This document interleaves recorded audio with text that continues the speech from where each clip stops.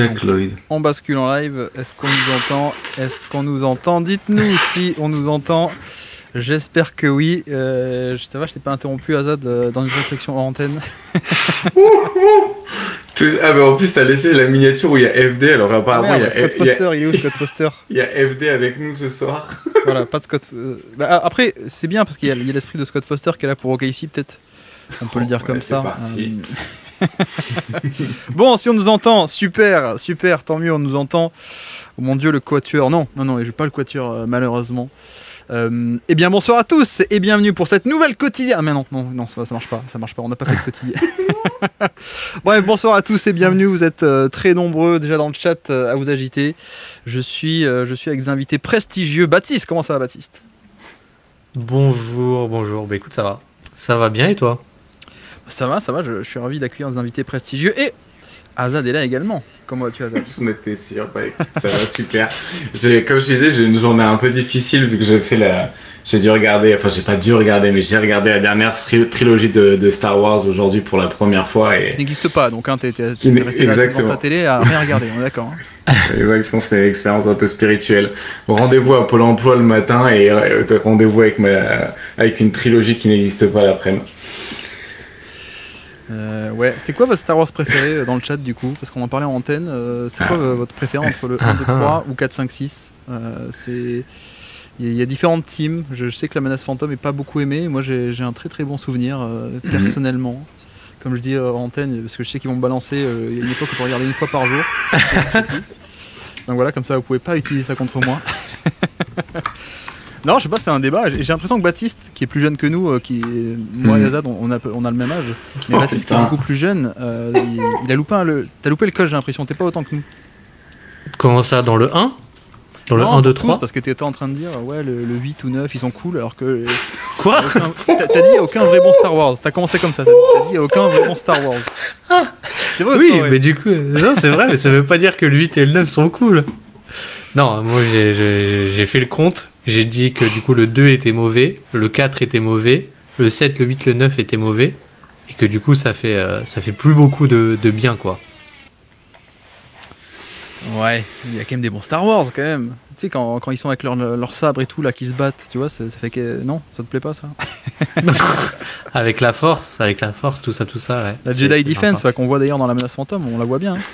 La Jedi Defense, ouais. Quand tu vois le taux de réussite des droïdes, je crois que ça vient de là, la Jedi Defense, c'est que les mecs, ils ont pas mis une dedans.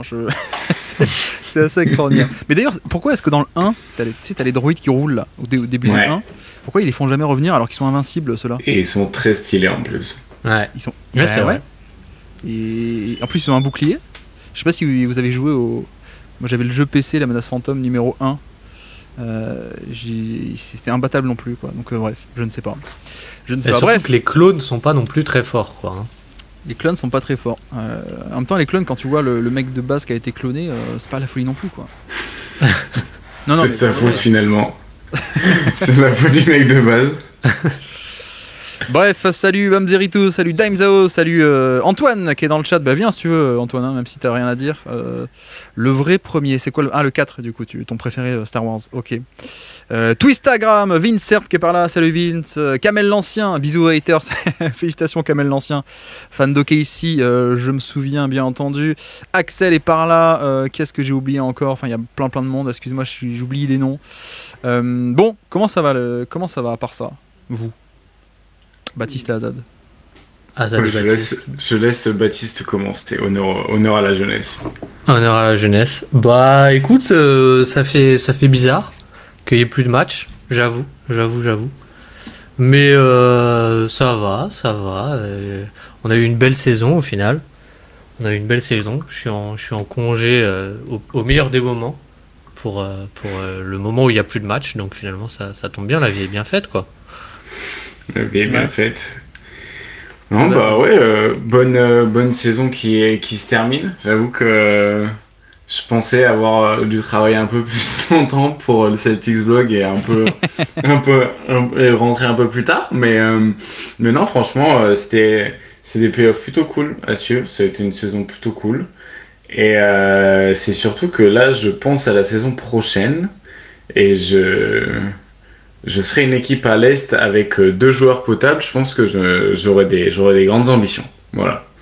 Parce que c'est un peu l'hécatombe à l'Est, et c'est vrai que les playoffs, je pense, niveau blessure, auront laissé une sacrée empreinte sur à quoi va ressembler l'Est l'année prochaine, entre guillemets.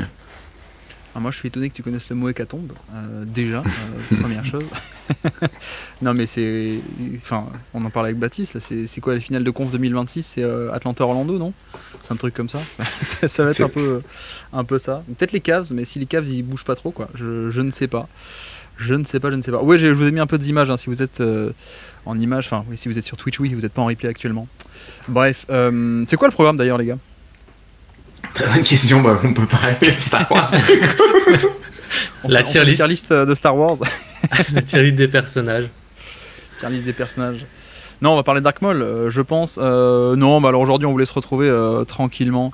Fin de saison, faire un bilan des finales et puis peut-être parler aussi du trade de Kevin Durant aussi. Donc voilà, juste chill, je pense. C'est pas trop se prendre la tête, enfin, sauf si vous voulez, hein, on peut se prendre la tête aussi. Mais je peux vous lancer si vous voulez. On parle des finales ou ça vous va? Ou on commence par KD? Qu'est-ce que vous préférez? Oh, on commence par les finales, comme ça après on pourra faire KD et un peu peut-être d'autres trucs de l'intersaison qui peuvent être intéressants. On fera la trade machine peut-être si on a du temps, je ne sais pas. Oh là là, mais ça va jamais se terminer si on commence avec la trade machine. Bon, finale NBA, impression générale avant qu'on peut-être on parle de tactique, je ne sais pas si on le fera. Mais qu'est-ce qu'on a pensé de tout ça, Baptiste? En vrai, un petit mea culpa quand même. Ça a été plus serré que ce qu'on pense, je pense. Ça a été, je sais pas, moi j'ai une impression, mais sur l'ensemble des playoffs, que j'ai trouvé beaucoup de séries au final très très cool parce qu'il y a eu en fait des ajustements et c'était assez cool à suivre. Après, que cette série soit serrée, je sais pas si ça en dit plus long sur Indiana ou peut-être sur OKC, quoi. Et c'est parti. Qu'est-ce qu'il y a? Pourquoi qu'est-ce qui est parti? C'est parce que je me disais à quel moment on va dire ça, et c'est arrivé assez vite, donc je laisse Baptiste continuer, mais c'est juste, je me suis dit quel moment on va passer cette franchise, enfin cette frontière, et c'est bon, on l'a passé. Bingo. Vas-y Baptiste, fini. Ah ben non, mais j'avais tu vois, sur l'impression globale, voilà, moi j'avais fini mon tour des deux d'horizon. Azad. Moi je trouve que quand même Indiana, moi ce qui m'a peut-être le plus impressionné chez Indiana, au-delà de la surchauffe, c'est quand même ce qu'ils ont réussi à tirer de leur groupe. Bon, ok, ils ont profité d'une surchauffe, mais je trouve que Carlisle a fait un super taf, entre guillemets, d'arriver à tirer beaucoup de jus offensif et d'arriver aussi à faire pas des prouesses défensives, mais il y a quand même le match 6 en particulier défensif, m'a pas mal impressionné en termes de faculté à justement créer ce chaos que d'habitude c'est OKC qui amène. Mais d'un autre côté, le match 6 et le match 7 offensivement d'OKC, je l'ai trouvé très pauvre et tu vois, différentes manières, là où les 2 derniers matchs d'OKC, le match 6 d'OKC, je l'ai trouvé pauvre dans la prise de décision et du coup ça a généré beaucoup d'erreurs, et aussi j'ai trouvé qu'il manquait énormément de minutes d'Hartenstein bien souvent, et j'ai l'impression qu'ils étaient quand même parfois bien souvent meilleurs avec lui entre guillemets, même si du coup le remplacement, en fait ce que j'ai pas compris et ce que j'ai pas aimé dans le match 7, c'est que le remplacement d'Hartenstein c'est Caruso, alors que je comprends pas pourquoi c'est pas Dort qui sort à la place d'Hartenstein quand ils veulent faire rentrer Caruso. Et il y a des dynamiques de rotation, j'ai pas toujours bien compris. Et sur le dernier match, je trouve qu'ils ont fait ils ont pas voulu se refaire piéger sur les pertes de balles, parce que du coup le match 6 ils perdent un ballon sur un ballon sur 5 à peu près, et hier dans le match 7 ils perdent quasiment aucun ballon OKC. Et c'est vrai que du coup on en parlait avec Baptiste hier, on a regardé le match en live chacun de notre côté avec Baptiste, mais on parlait un peu par message pendant le match, on avait un peu du mal à analyser en direct, mais c'est vrai que c'était évident à quel point il faisait quasiment que des isolations. Du coup, pas de passe, pas vraiment de perte de balle, mais du coup pas de perte de balle quand les Pacers s'y jouent sans Haliburton et qu'ils peuvent même pas se nourrir de la perte de balle, il leur reste pas grand chose. Et je trouve que là où OKC s'est bien adapté, c'est d'aller chercher en fait beaucoup plus de rebonds offensifs. Enfin, en tout cas, j'ai l'impression qu'ils sont allés chercher plus de rebonds offensifs sur les derniers matchs. Et c'est là où je trouve que Hartenstein a été fantastique. Et Hartenstein est fantastique dans la capacité à gagner la bataille des possessions, avec Caruso aussi, et dans l'importance des écrans. Parce que là où, du coup, si OKC veut pas créer en faisant des passes et en créant du mouvement, bah, les écrans d'Hartenstein créent les espaces nécessaires où t'as pas besoin vraiment de passer le ballon. Donc, ouais, en plus, si c'est Hartenstein qui pose l'écran, t'as Chet qui peut être dans le spacing. Donc oui. C'est quand même génial, quoi. Alors que le début de série, le match 1, j'avais pas beaucoup aimé le côté on veut cibler Miles Turner encore et encore et encore avec un pick and roll de Chet, et tu te dis mais pourquoi est-ce qu'on a Chet en poseur d'écran alors que l'attaque de KC peut totalement survivre sans attaquer Turner, quoi. Elle peut cibler d'autres mecs, quoi. Et tu vois, moi la victoire du match 7, c'est aussi j'en ai parlé dans le podcast que j'ai fait aujourd'hui, là, c'est le côté fréquence à 3 points surtout, plus que l'efficacité. Ils ont pris des 3 points, ils n'ont pas mis tous les côtés, tous les 3 points, les catch and shoot à une passe près, où ça dézonnait, ça venait aider à partir de shooter. Donc, mais ils ont fait la passe, ils ont pris les tirs, et voilà, quand t'en prends 40 des 3 points, quand tu les mets à 30%, ça fait quand même beaucoup de tirs primés, quoi. Plutôt que mettre 30% sur seulement 10 tentatives, quoi, pour un peu caricaturer. Mais non, mais c'est un peu... effectivement, et en fait, on en revient aussi à quel point est-ce que c'est Indiana qui a été génial en défense, est-ce que ça a été OKC qui a été un peu décevant offensivement, est-ce que c'est les deux? J'avoue que je sais pas trop, quoi, pour le coup. C'est un peu peut-être un mélange des deux pour la réponse facile, comme ça voilà, je me lave les mains et puis c'est fini, quoi. Mais non, je sais pas trop. Vas-y. Non, mais il y a un truc, je pense, où ça montre un peu que c'est les deux. C'est au final, alors il y a eu un moment dans la série où Isaiah Joe, je sais plus quel match c'est, je crois que c'est le 5, où Isaiah Joe et Aaron Wiggins, ils jouent presque pas. Je crois qu'Isaiah Joe, il met 3 points, mais il joue genre 3 minutes, un truc comme ça. Et en fait, je trouve que ça c'était assez frappant à quel point Degnault, ou Marc Degnault, en tout cas, Marquitos, il avait, en fait, il a beaucoup insisté sur des line-up pour pouvoir faire du switch all, pour pouvoir beaucoup switcher, parce que dès qu'il y avait Aaron Wiggins ou je perds mes mots, ou Isaiah Joe, surtout Isaiah Joe, en fait, il se faisait cibler presque systématiquement avec, pas forcément sur de l'isolation directe, mais sur finalement on appelle un premier écran pour cibler le mauvais défenseur, et après on joue notre pick and roll, et ça mettait souvent Hartenstein ou Chet dans un dilemme un peu compliqué, parce que c'est des mauvais navigateurs d'écran, ils se faisaient avoir souvent par Haliburton, etc. Et du coup, je trouve que c'est un peu la conséquence de ça, c'est pas grave, on met Cason Wallace, on a beaucoup d'Alex Caruso, on a Hartenstein, on a tous ces joueurs-là qui apportent pas forcément un méga spacing. Ça a un peu facilité, j'ai envie de dire, la défense d'Indiana, même si je trouve que Indiana a quand même été... en tout cas, ça dépend des line-up, comme dit aussi du côté d'Indiana, sur le match d'hier, la line-up avec Mathurin, TJ McConnell, Obi Toppin et Thomas Bryant. Bon, c'est pas exceptionnel défensivement. Oui, il y a Tony Bradley aussi. Il se fait retirer des deux côtés. Hein. Il était bien grillé. Il était pas à point. C'était... Non, mais après, c'est... Non, mais ça aussi, c'est la conséquence de Hartenstein qui va au rebond offensif, et donc il est obligé de s'ajuster et de faire jouer en individuel. Tony Bradley, sur des minutes, il fait miroir, ses minutes font miroir à Hartenstein, parce que t'es obligé, quoi. Mais non, mais moi, le truc... J'avoue que ce qui m'a un peu frustré, c'est au-delà de l'animation offensive, c'est pourquoi Hartenstein a aussi peu joué. Pour le coup, alors c'est pas commun, on commence par une critique d'OKC alors qu'ils sont gagnants, mais c'est peut-être aussi, ça montre à quel point on pensait qu'OKC était un peu au-dessus. Bon, il y a la question du shotmaking et des 3 points, mais ça, à la limite, on en est un peu moins surpris sans doute, parce qu'ils sont un peu comme ça, quoi. Structurellement, ils ont des mecs qui sont pas des shooters à haut volume, à haute efficacité non plus, en tout cas efficaces à petit volume. Mais voilà, il y a le côté shotmaking, et peut-être que si ils font un match 3 et 4 où tous les 3 points rentrent, on n'en parle plus, quoi. Mais je trouve qu'au-delà de ça, au-delà de ce côté réussite ou aléatoire, ou je sais pas comment on pourrait l'appeler, il y a aussi Hartenstein qui a peu joué, alors que c'était clairement le meilleur joueur de pick and roll, le meilleur partenaire de pick and roll, qu'il y a cet apport défensif en plus, qu'il y a cet apport offensif, rebond offensif, le passing, tout ce qui est jeu de main à main, etc. Je sais pas, je peux comprendre l'idée, je pouvais comprendre l'idée de match 1 de dire si on met pas Hartenstein, ça veut dire que Turner va être obligé d'être sur Chet, et vu qu'on va attaquer Turner, c'est parfait. Mais sauf qu'ensuite, vu que le plan de jeu ça n'a pas été ça, j'ai pas trop compris, quoi.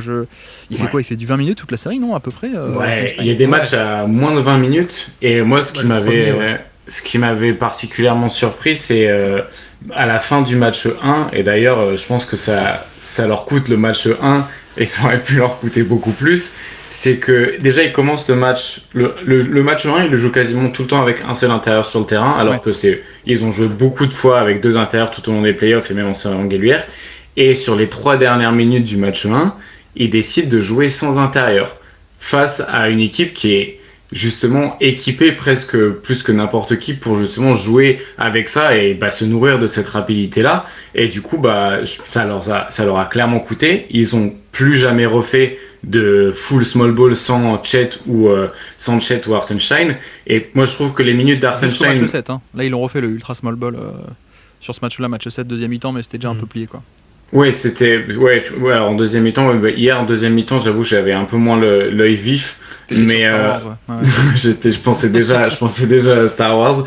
Mais pour le coup, ce que j'ai trouvé quand même dans l'attitude d'Holmgren, en particulier hier, peut-être c'est pour ça que c'est un peu biais de récence, mais j'ai trouvé quand même Holmgren était plus présent au rebond offensif quand il était seul intérieur sur le terrain, et qu'il y avait il y avait un vrai point en gros de on va chercher le rebond offensif coûte que coûte. Et c'est vrai que sur les derniers matchs, au final, il gagne le match 5 avec 40% de rebonds offensifs, le match 3 du coup avec 33% de rebonds offensifs, et le match 7 avec 32%. Donc en gros sur 3, c'est ça. Et sur 3 de leurs 4 victoires, il y en a 3 du coup qui passent par récupérer plus d'un tiers de leur tir raté en termes de rebonds. Et quand derrière ils perdent pas beaucoup de ballons et qu'ils créent un énorme taux de turnover. Hier, je crois qu'ils prennent ils ont plus de 20 possessions à la fin du match, entre guillemets, plus de 20 possessions jouées en plus que les Pacers, quoi. Et déjà, quand tu perds la bataille du talent, si à côté de ça tu perds la bataille des possessions, compliqué, quoi. Ouais, je crois qu'il y a 17 tirs en plus, 17 tirs et 2 lancers francs en plus, donc en gros 18 tirs en plus, quoi. Et en vrai, aussi, collectivement, c'est pas une équipe qui d'habitude va beaucoup chercher le lancer franc. Bon, la colonne du taux de lancer franc offensif, elle est quand même bien orange. Hein. Ils ont quand même fait des beaux scores d'aller chercher le lancer franc en attaque sur la série aussi, tu vois. En plus du rebond, je veux dire, ou le rebond non plus, c'est pas leur force de base, mais ils y sont allés. Mais alors Antoine nous dit, qu'est-ce qu'il disait intéressant, il faut que j'arrive à le choper, je sais plus. C'est une équipe de drive sans spacing. Et c'est vrai que c'est un peu les mauvais côtés de ce OKC, quoi. Quand Chet, qui est ta meilleure option, met passer 3 points, quand Isaiah Joe peut pas jouer, quand Lou Dort ou Caruso, bon, c'est pas la même respectabilité, t'as l'impression que c'est ok, il y a une philosophie de drive, mais il n'y a pas l'espace, quoi. Ouais, complètement. Et on parle du champion, on parle de l'équipe qui vient d'être champion NBA. et c'est là où je trouve que parfois il y avait je trouve on en revient beaucoup à Hartenstein parce que justement dans ce côté, sa présence, ça a permis d'avoir des moyens, on va dire, peut-être pas de driver balle en main, mais de trouver des tirs lancés, que ce soit des stampedes ou juste des cuts en fait, parce que du coup il peut créer un peu un spacing quand il est vraiment utilisé en hub, quoi.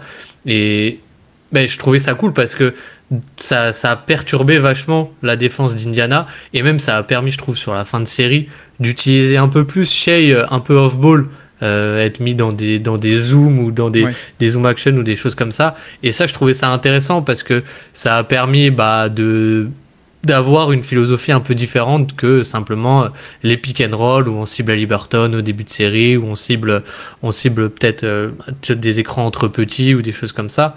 Et je trouvais que ça apportait pas mal d'alternance, ou même pour battre le blitz, j'ai trouvé ça intéressant. Hier, il y a 2-3 séquences où en fait, Shai, vu qu'il arrive lancé, et son premier défenseur qui est Nembhard, il est souvent en retard, et ton blitz, finalement ça se transforme en 1 contre 1 et pas tout de suite 2 contre 1.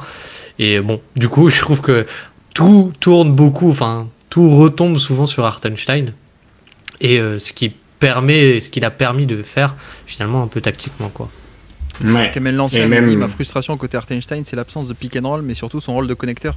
Mais ça, après, c'est vrai que pour être un connecteur, ça veut dire qu'il faut que SGA libère au-dessus de la prise à 2 pour aller chercher Hartenstein qui peut exploiter le 3 contre 4 ou le 4 contre 3 plutôt. Et ça, c'est vrai qu'on a vu une bonne série au passing selon certains matchs pour SGA, mais c'est plus des passes de fin de drive quand il y avait 3 mecs dans la raquette de faire le kick out. Mais c'est vrai qu'on n'a pas réussi à débloquer le short roll non plus de Hartenstein, quoi. Non, mais pourtant, je sais pas s'ils ont essayé ou pas, mais je trouve que la position des écrans a pas mal évolué au fur et à mesure de la série. Il y aurait eu des espaces sur le short roll, mais d'un autre côté, je pense qu'il y avait aussi une vraie volonté de juste insister énormément sur le scoring de SGA. Et il y a des fois où il y avait peut-être la possibilité de trouver Hartenstein sur le short roll, mais d'un autre côté, le short roll, s'il n'y a pas de spacing derrière, est-ce que plus Hartenstein il pose l'écran haut, plus sa menace de short roll diminue parce qu'il va y avoir peut-être trop d'espace à couvrir entre l'endroit où il va récupérer le ballon et l'endroit où il devient une menace, et du coup la défense se contracte un peu plus autour de lui et il peut prendre une décision. Et du coup, c'était pas forcément dans l'organisation du terrain, c'était pas forcément les meilleures positions pour lui dans son optimisation de connecteur, mais dans les décalages qu'il créait sans toucher le ballon, c'était vraiment bon. Et il y a aussi les quelques fois où du coup il n'y a pas SGA sur le terrain et Hartenstein il est utilisé comme hub, et ça fonctionne parce qu'en réalité tu joues contre une défense qui a aussi un peu des mecs qui sont concentrés, enfin, qui font des erreurs sans ballon, disons. Il y a des mecs qui sont très bons en défense sans ballon du côté des Pacers, Andrew Nembhard, Siakam. T'as des mecs qui sont un peu plus endormis ou un peu plus faciles à piéger. Jaylen Brown. Je pense à Bénédicte Mathurin ou à Obi Toppin, tu vois. Et là, sur les moments où il l'utilisait en hub, ton spacing il est pas optimal, donc tu peux pas le faire de manière répétée parce qu'au bout d'un moment ça va se voir, mais il y a des moments où ça fonctionne très bien, et c'est vrai que son passing arrêté, pour le coup, quand ils l'ont utilisé, il a été bon, quoi. Ouais, je montrais tout à l'heure là, ici à l'écran, le shot making, non c'est pas là, c'est là. Shot making à 3 points, ils font quand même des matchs avec des gros trous d'air aux 3 points, et pourtant ça passe. Mais comme dit Antoine, c'est aussi, si on dit tout ça, c'est que la défense a été énorme. C'est aussi un peu la leçon de ces finales, et même ces playoffs, j'ai envie de dire, où en fait t'as une attaque de demi-terrain qui nous a pas totalement convaincus, pas comme d'autres champions, peut-être on peut le formuler comme ça, mais la défense aussi est à ce point historique que le différentiel a été créé comme ça, quoi. Surtout face à cette attaque d'Indiana qui a eu Haliburton jusqu'au match 7, tu vois, notamment le jeu de transition, Indiana n'a pas développé autant qu'ils auraient pu ou voulu la transition, quoi, au final. Mais encore, bon, les stats sont un peu bizarres au niveau contre-attaque, mais j'ai pas tant que ça de matchs où la transition se déroule très bien. Et c'est vrai que c'est aussi la marque défensive, quoi. Mais je me demande à quel point, bon, Indiana était là, tant mieux pour eux, hein. Mais tu vois, si Indiana n'est pas en finale parce que Boston se blesse pas, parce que les Cavs font pas un trou d'air au shoot, etc., à quel point est-ce qu'on n'aurait pas été même encore plus sévère sur cette attaque d'OKC face à un chapeau, quoi, un énorme candidat au titre type Cleveland, Boston, ou un Denver, pas celui de cette année mais d'il y a 2 ans, quoi. C'est vrai que ça, pour moi, ces questions restent en suspens, un peu comme d'ailleurs on a eu avec Antoine, époque de l'écho des parquets, etc., des doutes sur l'attaque de Milwaukee pendant 4-5 ans, même s'ils ont été champions, quoi. Ouais, après, franchement, bon, Boston, il y avait des doutes qui sont venus et qui ont été effacés et puis qui sont revenus. À quel point ils étaient chapeau 1 arrivés dans les playoffs, je suis même pas vraiment convaincu, entre guillemets.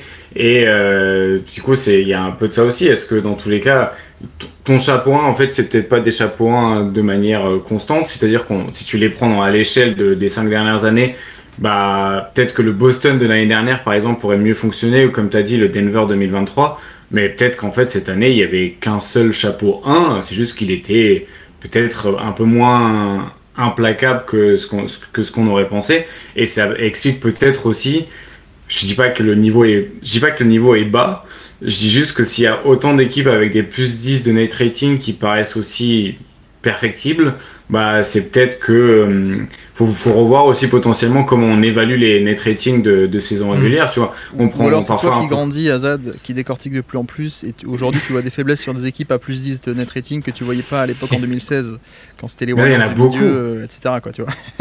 Mais là il y en a beaucoup, je trouve, des équipes il y en avait 3 cette année, des équipes à plus 10 de net rating. Ouais.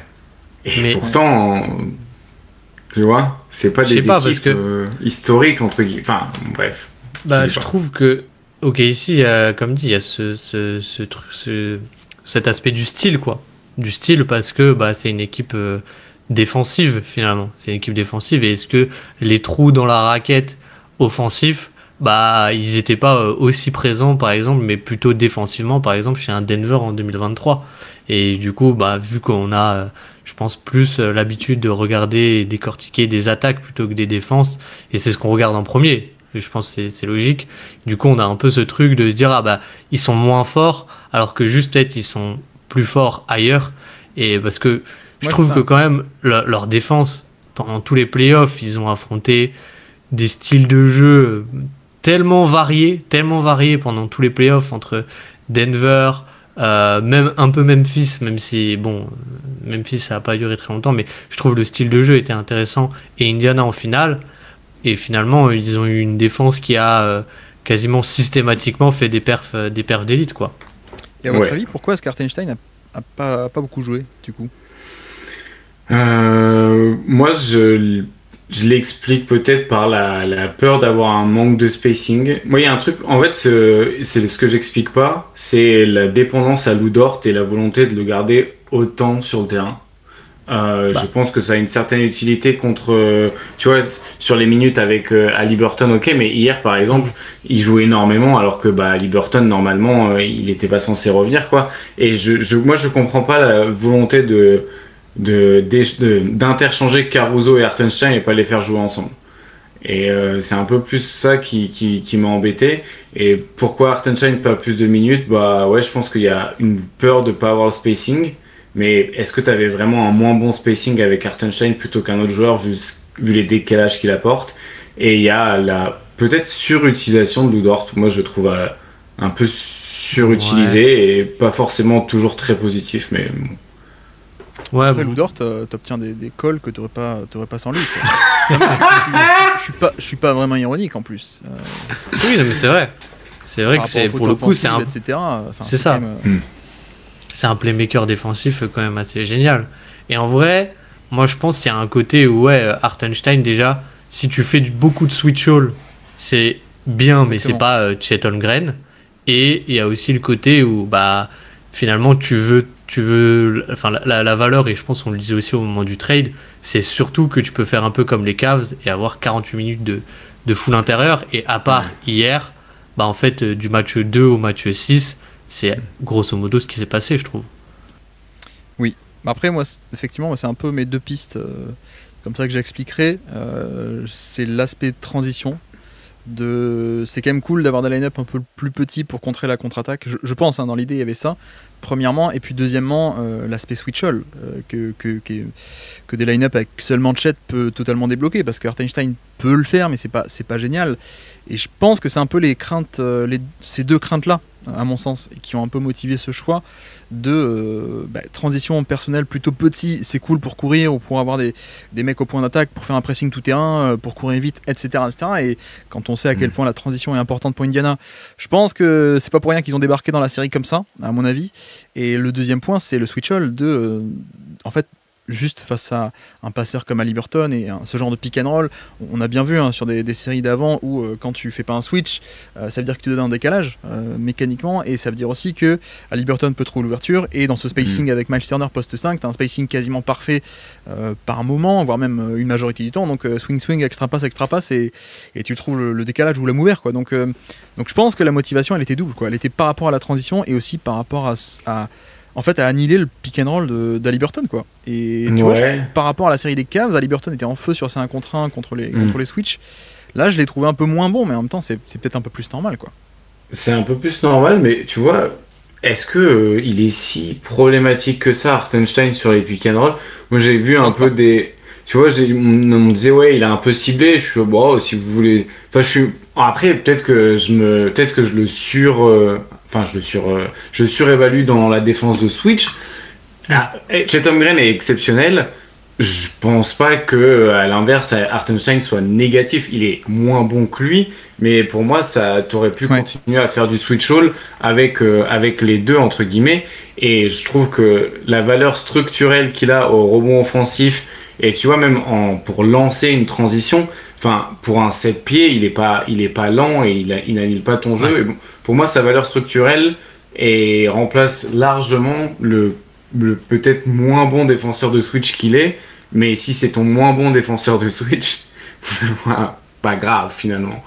Ouais, Et il y a un truc aussi que je me dis, c'est est-ce que tu pouvais pas un peu, enfin, je pense qu'ils ont essayé de le faire aussi, mais du coup décaler un peu le plus possible les minutes d'Hartenstein avec Haliburton pour justement ne pas avoir ce truc du switch. Et je trouve que bon, du coup là, j'ai plus toute la série dans le détail en tête, mais je trouve que ce qu'ils font hier sur TJ McConnell avec Hartenstein aussi, bah en fait ça monte un peu la valeur qu'il peut avoir, c'est-à-dire que bah il peut faire un drop et puis d'un coup sur la possession d'après il va faire un blitz ultra agressif, et je crois que ça crée une transition parce que t'as pas ce dilemme un peu Haliburton. Donc je pense qu'il y a aussi pas mal de raisons de spacing et offensive, parce que y a un truc qu'on n'a pas dit, c'est que OKC finalement a beaucoup plus attaqué avec pendant une grande partie de la série des pick and roll Jalen Williams, SGA dans le sens qu'on veut, oui. Et une fois que tu pars de là, bah si t'as Lugensdort que tu gardes pour avoir sur Haliburton et Chet Holmgren qui fait pas une série en méga réussite et qui est pas ultra respecté, et Isaiah Hartenstein, bah finalement ton spacing il est aussi un peu tué comme ça, quoi. Mais la frustration vient précisément du fait que sur les minutes où il était là, c'était très cool, y compris défensivement, oui. Y compris parfois quand il devait switcher, mais quand même quand il switchait pas, ça faisait des blitz comme tu dis, ou des edges agressifs, et ça crée des turnovers. Alors pas tout le temps, mais pas mal de fois c'est arrivé. Donc ouais, et après, moi la troisième raison que j'ai trouvée aussi, c'est par rapport au match-up. Et le fait que, tu vois, la deuxième source d'attaque des Pacers, c'est, Nembhard quand il est en feu, mais c'est Siakam. Et le truc, c'est qu'on a bien vu que, enfin, pour moi, je pense que Mark Daniels voulait aussi éviter un peu le maximum Hartenstein sur Siakam. Parce que Siakam, c'était à peu près le seul où Siakam arrivait un peu dans le périmètre face au jeu, à driver, drive and kick, à tirer des décalages et ressortir, ou en tout cas à faire des choses. Et en mettant pas Hartenstein sur le terrain et en priorisant un peu en line-up à un seul big, ça permettait d'avoir Jalen Williams sur Siakam, qui est plutôt le bon morphotype pour lui, etc. Et tu vois, la série de création pure de Siakam, elle est pas folle en fait. Il arrive pas non plus à faire des tonnes de choses. Comment ? Moi je disais, j'ai pensé à haute voix, je disais c'est sa défense moi qui m'a le plus impressionné sur la série, oui. Mais pas offensivement. Ouais. Et tu vois, pour moi c'est une raison de plus qui fait que il voulait pas être avec deux bigs, parce qu'il voulait pas se retrouver avec Hartenstein sur Siakam trop souvent, parce que ça aurait été donner une source d'attaque potentielle plus facile pour les Pacers, que les Pacers n'ont pas eu quasiment toute la série, quoi. Après la question c'est, sur ces line-up à deux bigs, pourquoi est-ce que juste tu mets pas de Chet sur Siakam, et pourquoi tu laisses pas Hartenstein sur Turner, ce que Mark Daniels t'as pas trop voulu faire.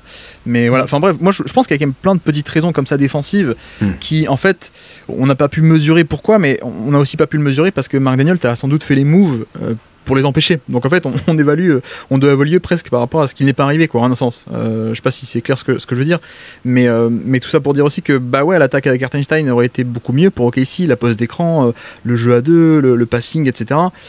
Mais en même temps on n'a pas vu non plus la série où Hartenstein joue beaucoup et où il y a ces compromis défensifs. On a vu l'autre série, on a vu la série où lui joue peu, donc l'attaque est moins bien, mais la défense a quand même été top et au niveau face à une des meilleures attaques de NBA, quoi. Donc il y a ça aussi, quoi. Il faut évaluer, je trouve aussi, ce qui n'est pas arrivé selon tel ou tel choix, quoi, en un sens.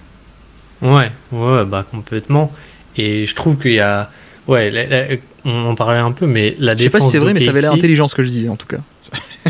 Non mais en plus je trouvais ça joliment dit, tu vois. Excuse-moi Baptiste, c'était pour la blague. Non, mais je trouvais ça joliment dit. Mais je sais pas, il y a un truc avec la défense d'OKC. Je crois que c'est Caitlin Cooper qui disait ça dans un de ses podcasts, qui disait que en fait et je trouve on en a parlé toute l'année, mais ça s'est vraiment vu face à ces Pacers. Mais il change vraiment la façon de défendre, je trouve, en NBA. Dans le sens où c'est plus « Ah tiens, je vais peut-être venir aider », c'est « Quoi qu'il arrive, je suis en aide ». Ouais. Et en vrai, j'ai trouvé ça assez impressionnant face à ce mouvement d'Indiana qui a toujours on va dire, du mouvement sur le côté faible ou des choses comme ça, ou en tout cas souvent. Les rotations, les X-out, les close-out, tout était... Enfin, le nombre d'erreurs a quand même été minuscule, quoi. J'en ai un en tête, je crois que c'est dans le match 2 ou 3 où il y a genre un pick and roll défendu par Shea et Hartenstein où les deux veulent switcher et ils se font, enfin il y en a un qui veut switcher et pas l'autre, pardon, et ils se font avoir. Mais enfin je trouve avoir ce niveau défensif là, Et je pense que c'est un peu la suite de ce que tu dis. C'est pour ça qu'il n'y a pas eu Hartenstein, autant c'est pour ça qu'il n'y a pas eu Isaiah Joe, autant c'est pour ça qu'il n'y a pas eu Aaron Wiggins, autant.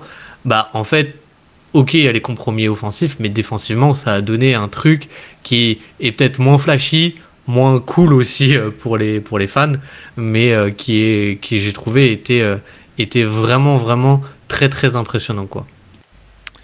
Ziesel nous dit Hartenstein ne peut pas switch aussi bien que les autres.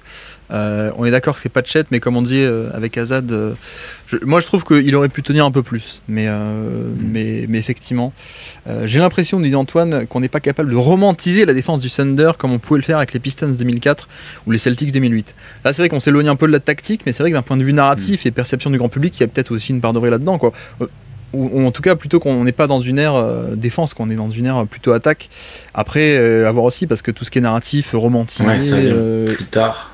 Exactement, ça peut venir plus tard, quoi. Donc, ça peut venir plus tard. Si tout le monde se met à défendre comme eux, entre guillemets, en tout cas si on tend vers ça, peut-être qu'on pourra dire ah oui, bah c'est OKC qui a lancé ça, alors qu'ils avaient une attaque moyenne, ils ont réussi à construire une équipe d'élite parce que ils avaient tel et tel principe défensif. Et c'est vrai que bon, on romantise peut-être à posteriori, c'est difficile à dire. En 2008 et 2004, moi je regardais pas encore, donc je me rends pas compte la différence qu'on fait. Mais peut-être qu'on romantise plus assez nos équipes élites finalement. Et c'est un vrai romantique qui parle. Ouais. Azad est vraiment connu pour ça. Il est romantique très souvent. Plein de monde. Avec tous les Star Wars. Ce que j'apprécie, c'est les critiques envers OKC, c'est que la progression existe, donc la possibilité de s'améliorer sur la durée. Ouais, alors là-dessus, pour moi, il y a 2 points. Il y a le fait que OKC, encore, genre s'ils veulent, ils peuvent mettre la 15 pics sur la table et ils font Giannis, quoi. Enfin, et puis c'est fini. c'est quand même assez absurde ce truc-là. Il y a Topic qui doit arriver aussi, qui est un peu le meilleur prospect de 2024. Enfin, pardon pour les Français, mais en tout cas, beaucoup de monde disait ça de l'an passé, que c'était le meilleur prospect d'une QV assez faible, qui est malheureusement blessé, donc il est tombé de beaucoup de places. Mais voilà, Topic arrive. Donc il y a ce côté-là où il y a tellement de réserves, effectivement, ils peuvent s'améliorer. Après, il y a l'autre côté où tu vois, tu te dis. Enfin, je sais pas vous, mais ça fait quand même 2 trade deadline que les faiblesses sont pas améliorées, les coups sont pas faits. Et c'est plutôt, Hartenstein et Caruso, c'est on améliore encore plus nos forces et pas du tout on va combler nos faiblesses, quoi. Et je parle de ça, mais trade deadline 2024, ils ont rien fait à part le move financier de Hayward, alors qu'il a pu servir, mais sportivement, ça les a pas aidés pour 2024. Et puis 2025, les mecs, d'accord, c'est un front office prudent, etc. Et enfin, tu pouvais pas balancer un pick ou 2 pour Cam Johnson, quoi. Et peut-être il aurait pas été top en défense, mais il aurait pu aider certaines séquences, etc. Parce que Isaiah Joe, le problème, c'est que ok, il y a du shoot, mais il est un peu trop unidimensionnel, quoi.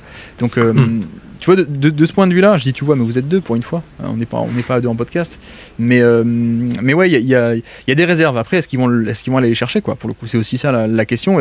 À quel point veulent-ils un peu dévier de leur identité de base de la défense? À quel point est-ce qu'on va être enclin à tordre un peu ça et à accepter d'être moins fantastique en défense pour améliorer un peu le spacing? Mais je pense que c'est un peu, je veux pas dire vital, parce que la preuve, ils ont survécu, ils sont allés jusqu'au titre sans ça. Mais ça pourrait être intéressant en tout cas. Ouais. L'année dernière, ce qu'ils ont fait, c'est quand même ce qui leur manquait, c'était la bataille des possessions.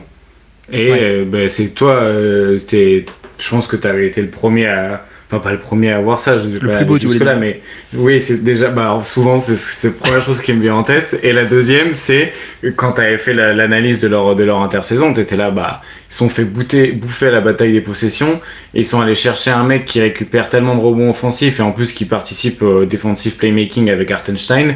Et de l'autre côté, ils sont allés chercher un mec qui peut créer de la transition avec et des contres et du playmaking défensif même sur la balle ou sur les lignes de passe avec Caruso. Et en réalité, tu vois que c'est pas pour reprendre encore une fois le podcast de Caitlin Cooper, mais bon, pour le coup, ce qui a été bien avec les Pacers qui vont jusqu'en finale, c'est que on a eu beaucoup de ces podcasts et des analyses qu'elle a fait avec un mec qui s'appelle Samson, je crois, si je casse pas son prénom. Folk, non, un truc comme ça. Ouais.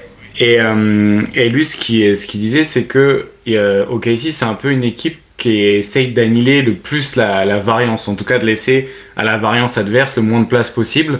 Et c'est peut-être d'ailleurs pour ça qu'ils réussissent aussi bien sur une saison régulière de 82 matchs où du coup ça peut avoir une certaine part d'importance dans les marges. Et c'est vrai que à quel point, je pense, dans le recrutement, ils vont aller chercher des mecs qui leur permettent de gagner un nouvel avantage compétitif sur le spacing pour être plus redoutable en attaque et se donner plus de marge de ce côté-là, en restant, entre guillemets, un peu imprenable sur on peut, entre guillemets, shooter moins bien que vous. Je crois que c'est le match 3 ou le match 4 qui gagne, il marque 3 points au final. C'est le 4, ouais. Le 4, match scandaleux, là. Oui, bon, après, on va pas... Non, pas niveau arbitrage. Ils font un 3 sur 16 à 3 points, ils perdent beaucoup de ballons, ils mettent rien, et ils gagnent le match sur un money time, quoi.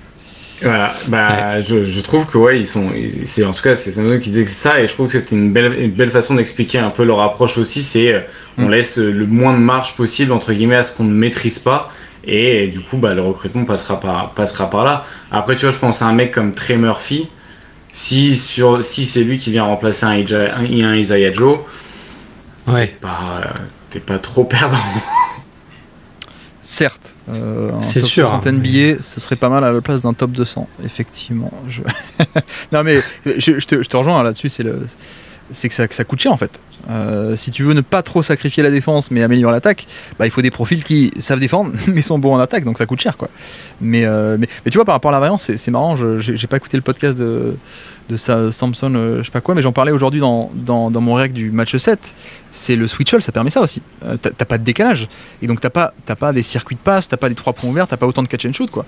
Et donc en effet, ils ont mis 40% de leurs 3 points au 41, mais sur une fréquence qui est assez faible, Indiana, sur ce match 7. Donc c'est effectivement le côté limiter la variance quoi, vu que les mecs ils peuvent un peu être en feu. Baptiste, excuse-moi, je t'ai pas donné la parole. Non, j'ai rien dit. Je ne réclamais pas la parole. Okay, mais excuse-moi. Donc voilà, donc pas mal de pistes d'amélioration, ça, on est un peu d'accord. Il y a un truc que Antoine dit aussi dans le chat tout à l'heure, j'ai pas pu le dire, il disait aussi que c'est une équipe qui sait jouer, enfin qui base aussi tout sur le drive, mais qui savent pas trop jouer, il n'y a pas le plan B de jouer depuis l'intérieur vers l'extérieur. Et ça, tu vois, c'est vrai que c'est un truc qu'on pense, ou on pensait que pourrait apporter un peu Hartenstein, le côté post-up, split, un mec au poste bas et puis ça tourne autour, donc partir de l'intérieur pour ressortir à l'extérieur, quoi. Ça pourrait être aussi pas mal en termes de variété tactique, quoi. C'est vrai que bon, les 3 points sont pas rentrés, mais j'ai l'impression que c'est pas que ça. J'ai l'impression qu'on aurait pu faire un peu mieux niveau animation, peut-être offensive, mais la défense est tellement extraordinaire. Indiana, est-ce qu'on a des choses à dire sur Indiana ou pas? Est-ce que sur OKC, est-ce que Azad, gros romantique qu'il est, vous trouvez pas ça un peu poétique que la réputation que tu lui fais. Non, mais que OKC, la meilleure défense depuis X années pour créer des paires de balles, etc., maestro de la bataille des possessions et des turnovers, finissent la saison et le match 7 sur la perf dans le 100e centile en nombre de paires de balles provoquées. C'est pas mal du tout, effectivement. Est-ce que c'est encore plus poétique ou moins poétique que Kevin Durant qui a échangé ce jour-là? Ça, on peut se poser la question aussi. C'était sûr, mais déjà, moi, quand j'ai vu Desmond Bane échanger pendant les playoffs, j'étais là genre, ah oui, c'est vrai qu'ils peuvent déjà échanger les mecs, en fait. J'oublie à chaque fois que ça s'arrête pas, en fait. Enfin, que ça reprend, entre guillemets. Disons que c'est pas officiel, mais en fait, rien n'empêche un mec de dire, on va faire ce trade-là, quoi. On s'est serré la main et de faire sortir l'info. Mais pour ça qu'il y a des règles, oui, il faut interdire les... J'ai entendu des trucs, il faut interdire les trades les jours des matchs 7 des finales NBA et tout. Oui, en fait, c'est vrai que ça arrive tellement souvent que... Ça existe déjà en fait. Ça existe déjà. T'as pas le droit de faire des trades officiellement. C'est juste qu'il y a les annonces qui tombent. Ça tombe quand ça tombe, quoi. Mais ouais. Williams, d'ailleurs, on n'a pas parlé de Williams. Qu'est-ce qu'on pense de sa série? Je l'ai trouvé quand même pas en réussite sur le fameux pull-up à 2 points là, contre le drop ou ce genre de choses. J'ai pas beaucoup aimé. Après, je trouve que le niveau drive, ça a quand même été un peu mieux. Enfin, pas mal du tout. Ouais, après le drive a été très en réussite. C'est le match 5 est vraiment très impressionnant là-dessus. Mais au-delà de lui, ses finales, c'est peut-être son utilisation, moi, qui m'a le plus... où j'ai été le plus déçu. C'est pas forcément la performance du joueur, c'est dans les situations dans lesquelles il a été mis. Et d'un autre côté, ce qui a été assez remarquable, c'est comment, du coup, ils sont aussi adaptés côté Pacers pour pouvoir un petit peu les gêner là-dessus. Et c'est, tu vois, tout à l'heure, on disait que Siakam avait pas créé beaucoup offensivement. Défensivement, il a eu un super rôle, justement, dans ça. Et j'ai trouvé la protection de cercle aussi secondaire de Siakam. Bon, hier, il y a 2 actions impressionnantes, mais sur la série, je l'ai trouvé très bien timés sur les aides. Ouais. Et je trouve que Siakam et Nembhard, pour le coup, bon, du coup je me suis éloigné de Jalen Williams, mais je trouvais que Nembhard et Siakam avaient fait un super travail pour justement, en fait, je trouve qu'ils ont fait un bon travail pour rendre tout ce qui n'était pas de la création de SGA difficile. Et du coup, en fait, tous les autres joueurs d'OKC qui ont un peu de création, bon, en gros, juste Jalen Williams, ont été un peu en difficulté parce qu'il y avait peut-être moins d'espace aussi. Ils sont moins implacables que SGA, et même SGA n'a pas été une énorme réussite en termes d'efficacité sur les finales et même sur les playoffs, quoi. C'est aussi pas mal passé par la réussite parfois des role-players tout simplement. Donc j'ai pas été déçu de Jalen Williams en lui-même, j'ai juste trouvé que l'utilisation avait été parfois un peu pauvre et un peu statique, quoi. Sauf sur le match 5 du coup. Ouais, et puis sans Hartenstein, lui il aime bien avoir Hartenstein aussi, donc moins Hartenstein va jouer, quoi, moins... Après le piqué dans entre les deux était sympa quand même, HDA Williams, c'était assez cool de les voir combinés comme ça. Mais non, mais par rapport à Siakam, tu vois, je sais pas pour rien que Siakam a été placé en défense sur le Dort. C'était un peu en mode abandonne-le et viens aider au panier, quoi. Donc ça, c'est vrai que c'était assez cool. J'ai pas le souvenir d'une série où Siakam est à ce point impactant off-ball sur des rotations, de la rim protection, etc., quoi, pour le coup. Donc ultra dissuasif sur les stunts. Je trouve qu'il a ce côté où il prend une place qui est assez phénoménale. Mais je sais pas, moi sur Jalen Williams, j'aurais été un peu moins dur qu'Azad, je pense. Parce que. Sur l'utilisation, ça m'étonne pas. Bah. Oh waouh! Non, mais sur l'utilisation, mais même sur son rendement. Enfin, je sais pas, t'avais l'air un peu déçu. Moi, je trouve que. Il y a un côté où je l'ai trouvé déjà. Je crois que c'est Ben Pfeiffer qui avait sorti la stat ou quoi, mais bon, voilà. Mais super agressif, et ça a souvent été un peu son truc de. Je me souviens, dans l'hebdo, à un moment, on en avait parlé, c'était un match contre les Pacers où j'avais dit, ça fait chier quand même qu'il soit si fort pour naviguer les écrans et un peu contourner les écrans et un peu sur le début de l'action. Et je trouve qu'on l'a encore vu face à Nesmith. Nesmith n'a pas été finalement si impactant que ça sur Jalen Williams aussi, parce qu'il arrivait très très bien à le cadrer et à le gérer sur la navigation d'écran. Je feinte de prendre l'écran et hop, petit spin move ou petit dribble dans le dos, et etc.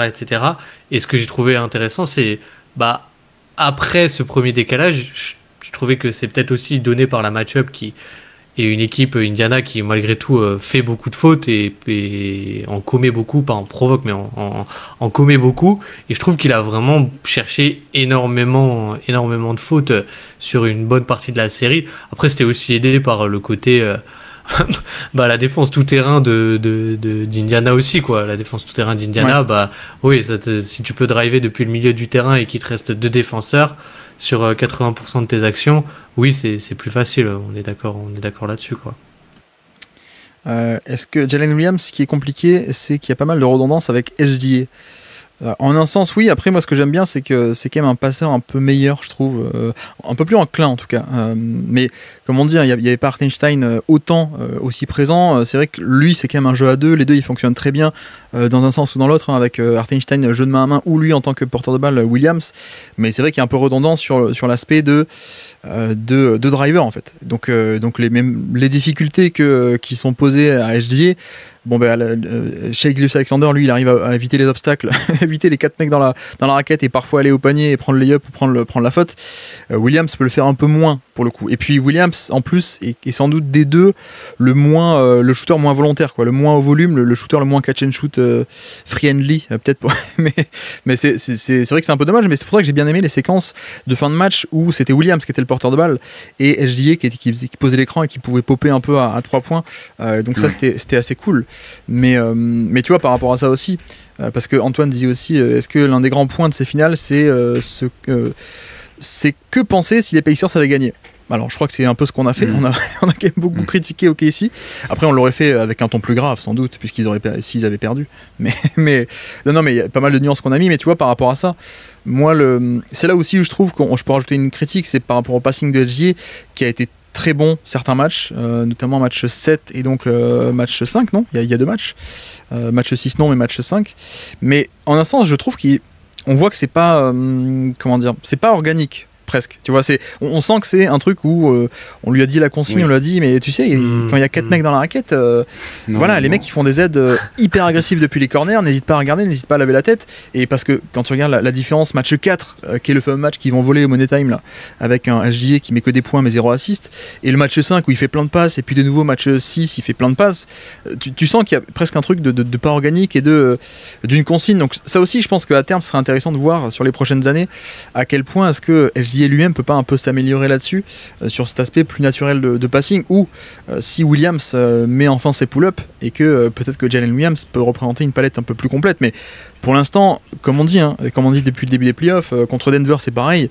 Pourquoi est-ce que le passing de Jalen Williams n'a pas été totalement débloqué? Parce qu'en fait les mecs montent pas sur les écrans, les mecs restent bas, parce qu'ils savent que c'est pas un mec qui va agresser le contact et aller chercher le lancer franc sur un drive, contrôle drop, et c'est le pull-up à 2 points, il peut le mettre mais pas tout le temps.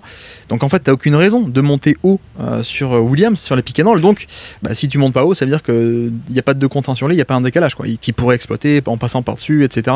Donc peut-être 2 mini-nuances à rajouter encore là-dessus, c'est HDA, peut-être ce passing peut-être plus volontaire, on l'espère, et Williams, le côté peut-être scoreur plus complet qui permettrait de déverrouiller le passing, quoi. C'est un peu le yin et le yang aussi, dans leur similarité, il y a quand même ces mini-différences en un sens. Il y a ça, et puis je pense que peut-être c'est pas... Parfois, moi, j'ai trouvé que ça manquait un peu de dynamisme off-ball. Il y avait l'aspect de... Ouais. Il passe parfois, après le pick and roll, il passe d'être sur l'aile à un mec dans le corner, et le mec du corner, il vient dans le dunker spot. T'as un peu cet aspect de rotation comme ça, un peu qui tourne, un peu comme si la plaque elle tournait autour du pick and roll pour un peu gêner la position des aides et où est-ce que les joueurs sont placés dans la défense d'Indiana. Mais d'un autre côté, à part ces mouvements-là, entre guillemets, qui sont préparés, qui sont structurels, il n'y a pas trop de... Je n'ai pas retrouvé un flow offensif très varié, et les cuts, à part quand c'était Hartenstein qui avait la balle, j'en ai pas retrouvé énormément non plus, quoi. Donc je pense que ça aide pas aussi peut-être la création et le passing des 2 porteurs de balle, quoi. Indiana, on l'a dit un peu, le problème ça a été la transition, logiquement n'a pas été aussi étincelante que contre d'autres équipes un peu moins performantes en défense de transition. Là-dessus je pense qu'on peut dire que OKC a en partie remporté la bataille, de la bataille de la contre-attaque, entre la bonne attaque et la bonne défense de transition. Je sais pas, vous m'arrêtez si vous n'êtes pas d'accord, mais que dire de plus face à ça? Je sais pas ce que vous en pensez, mais on n'a pas trop des perfs offensives incroyables sur cette série. Ouais, non.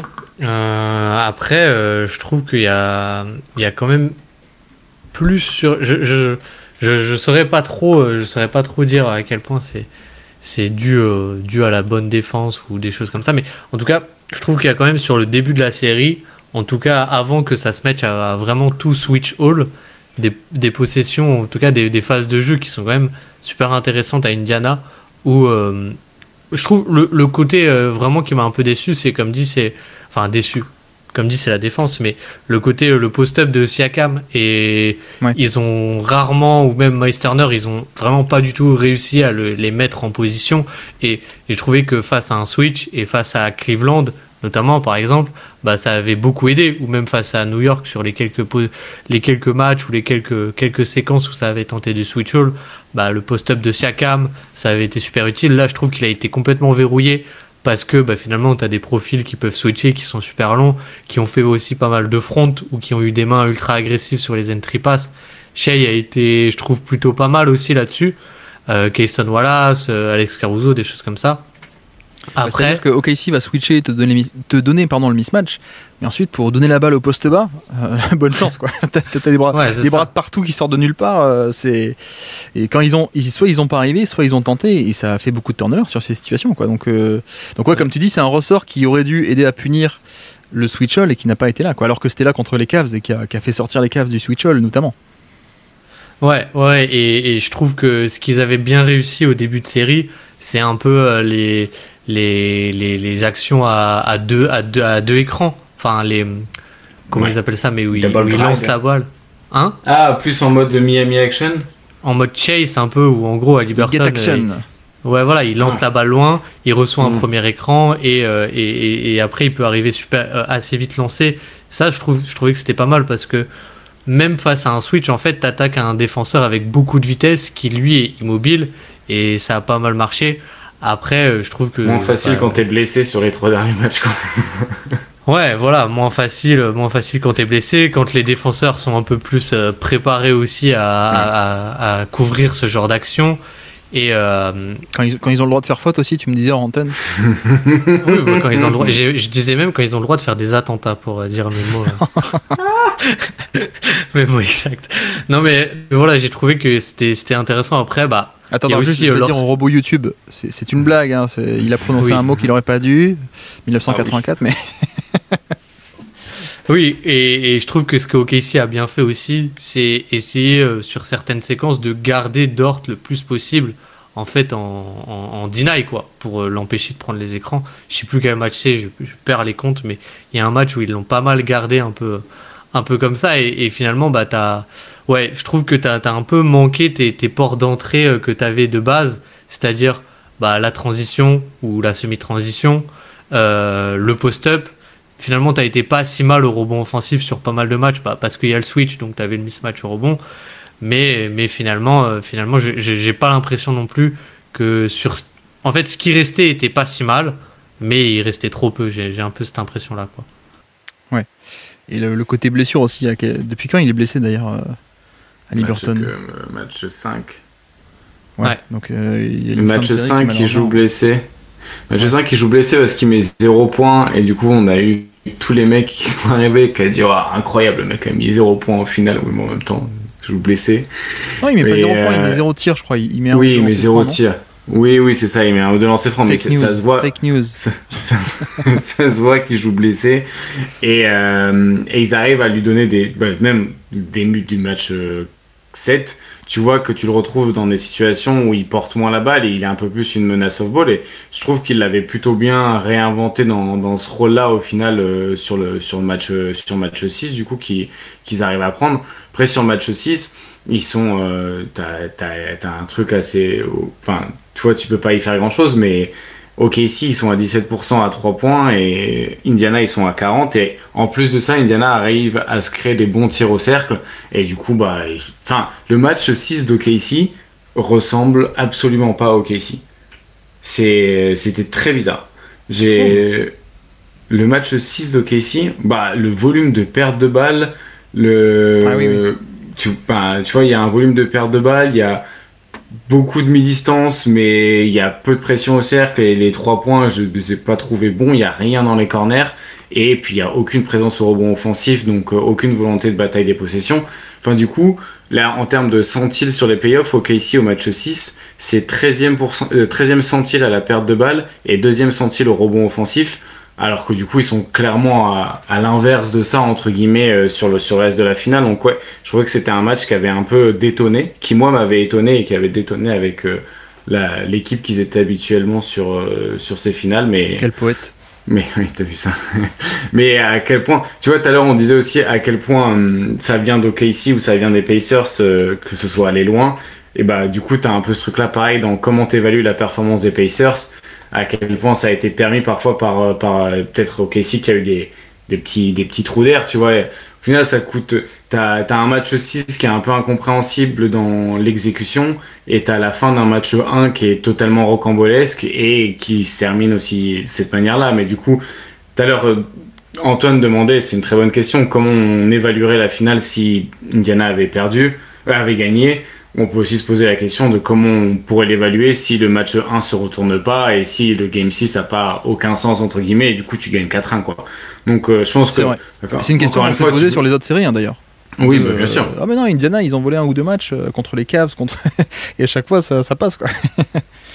Ouais, après il y avait le truc un peu le running gag c'était un peu le Miami Heat 2023 où non, ils vont pas continuer à être en feu comme ça. Et pour le coup, ça a quand même duré un moment, que ce soit Miami 2023 ou les Pacers 2025. Ouais, en effet.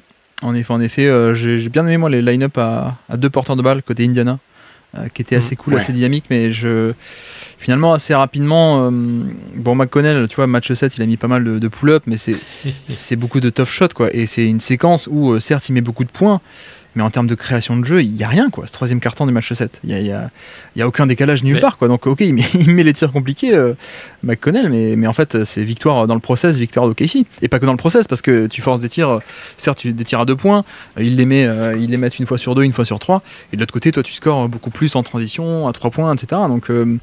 Donc ouais, c'était un peu ça. Après, là où OKC a gagné aussi, c'est au niveau line-up, quoi.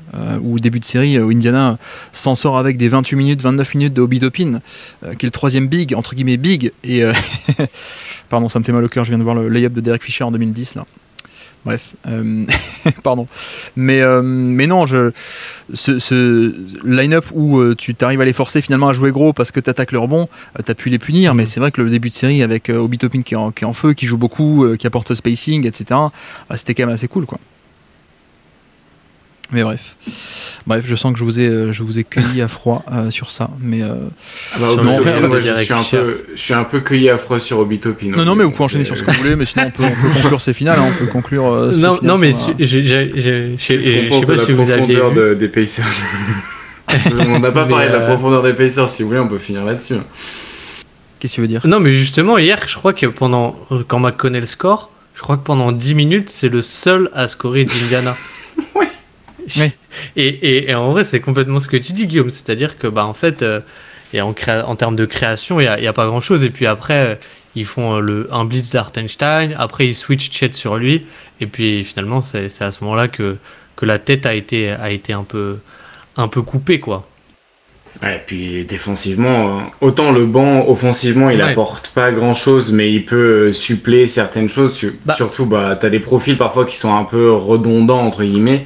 Mais défensivement, c'est l'effondrement quand les mecs sortent, quoi. Donc, ouais. Bon. Mais ce qui est marrant, je trouve, c'est qu'offensivement, leur banc, ils ont quand même, et en vrai, je pense que c'est aussi leur force, mais ils ont des joueurs à grosse variance, quoi.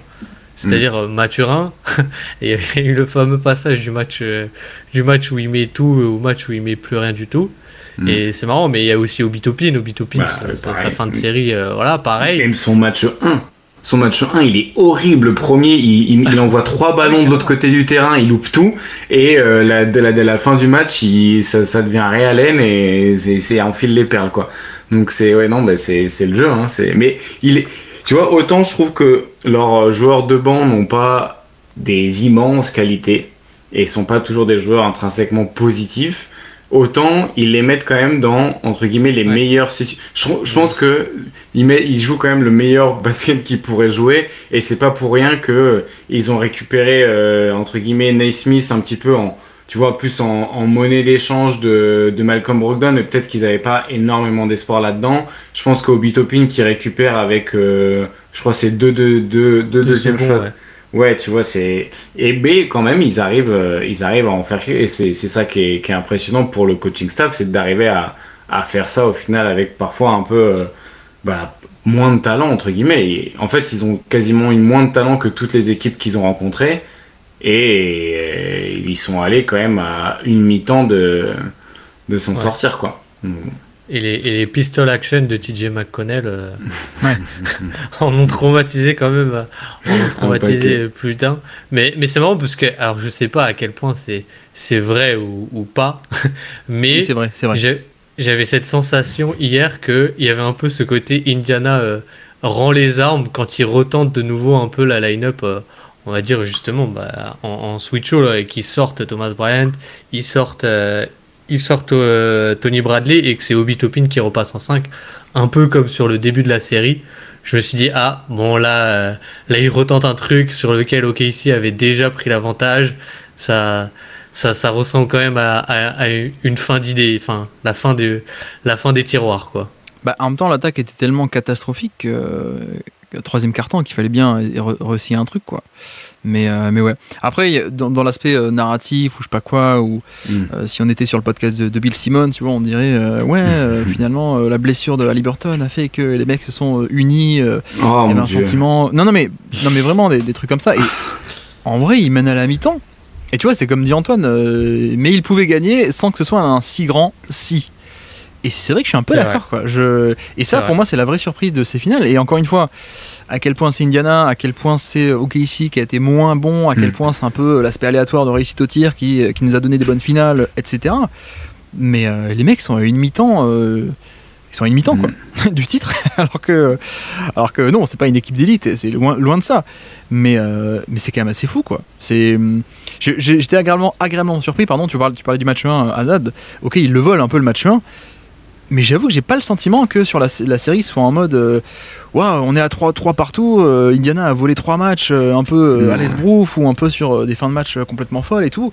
Il y a presque ce truc de dire ils ont pas mieux joué, mais parfois pas loin, quoi, tu vois. Donc c'est assez agréable ce sentiment de c'est pas l'esbrouf, quoi. C'est une vraie série disputée, et finalement Indiana qui était le petit, qui avait moins d'atouts et tout, ils ont eu un peu de réussite, d'accord, mais ça jouait bien, quoi. Donc ça c'est quand même, je trouve, en termes de spectateur assez agréable aussi, parce que je suis spectateur neutre, hein. Si t'es fan de Casey ou d'Indiana, tu t'es bouffé les ongles pendant 2 semaines. Ouais, ça a dû être un enfer. Mais là où tu vois, là on parle de la réussite au tir. Le truc, c'est que face à une équipe de Casey, faut déjà arriver à les prendre, tes tirs. Et tu vois, au final, il y a un peu ce truc-là de si t'as ta réussite au tir, entre guillemets, tu l'as presque mérité, parce que tu joues contre une équipe qui arrive à annuler une action sur 5 quasiment, tu vois, à certains moments. Donc, au final, ta variance au shooting, tu l'as bien mérité, et du coup, essaye de construire dessus, quoi.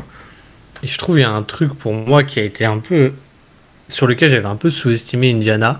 Et je trouve qu'on l'a un peu vu tous les playoffs. Le pouvoir de l'amitié.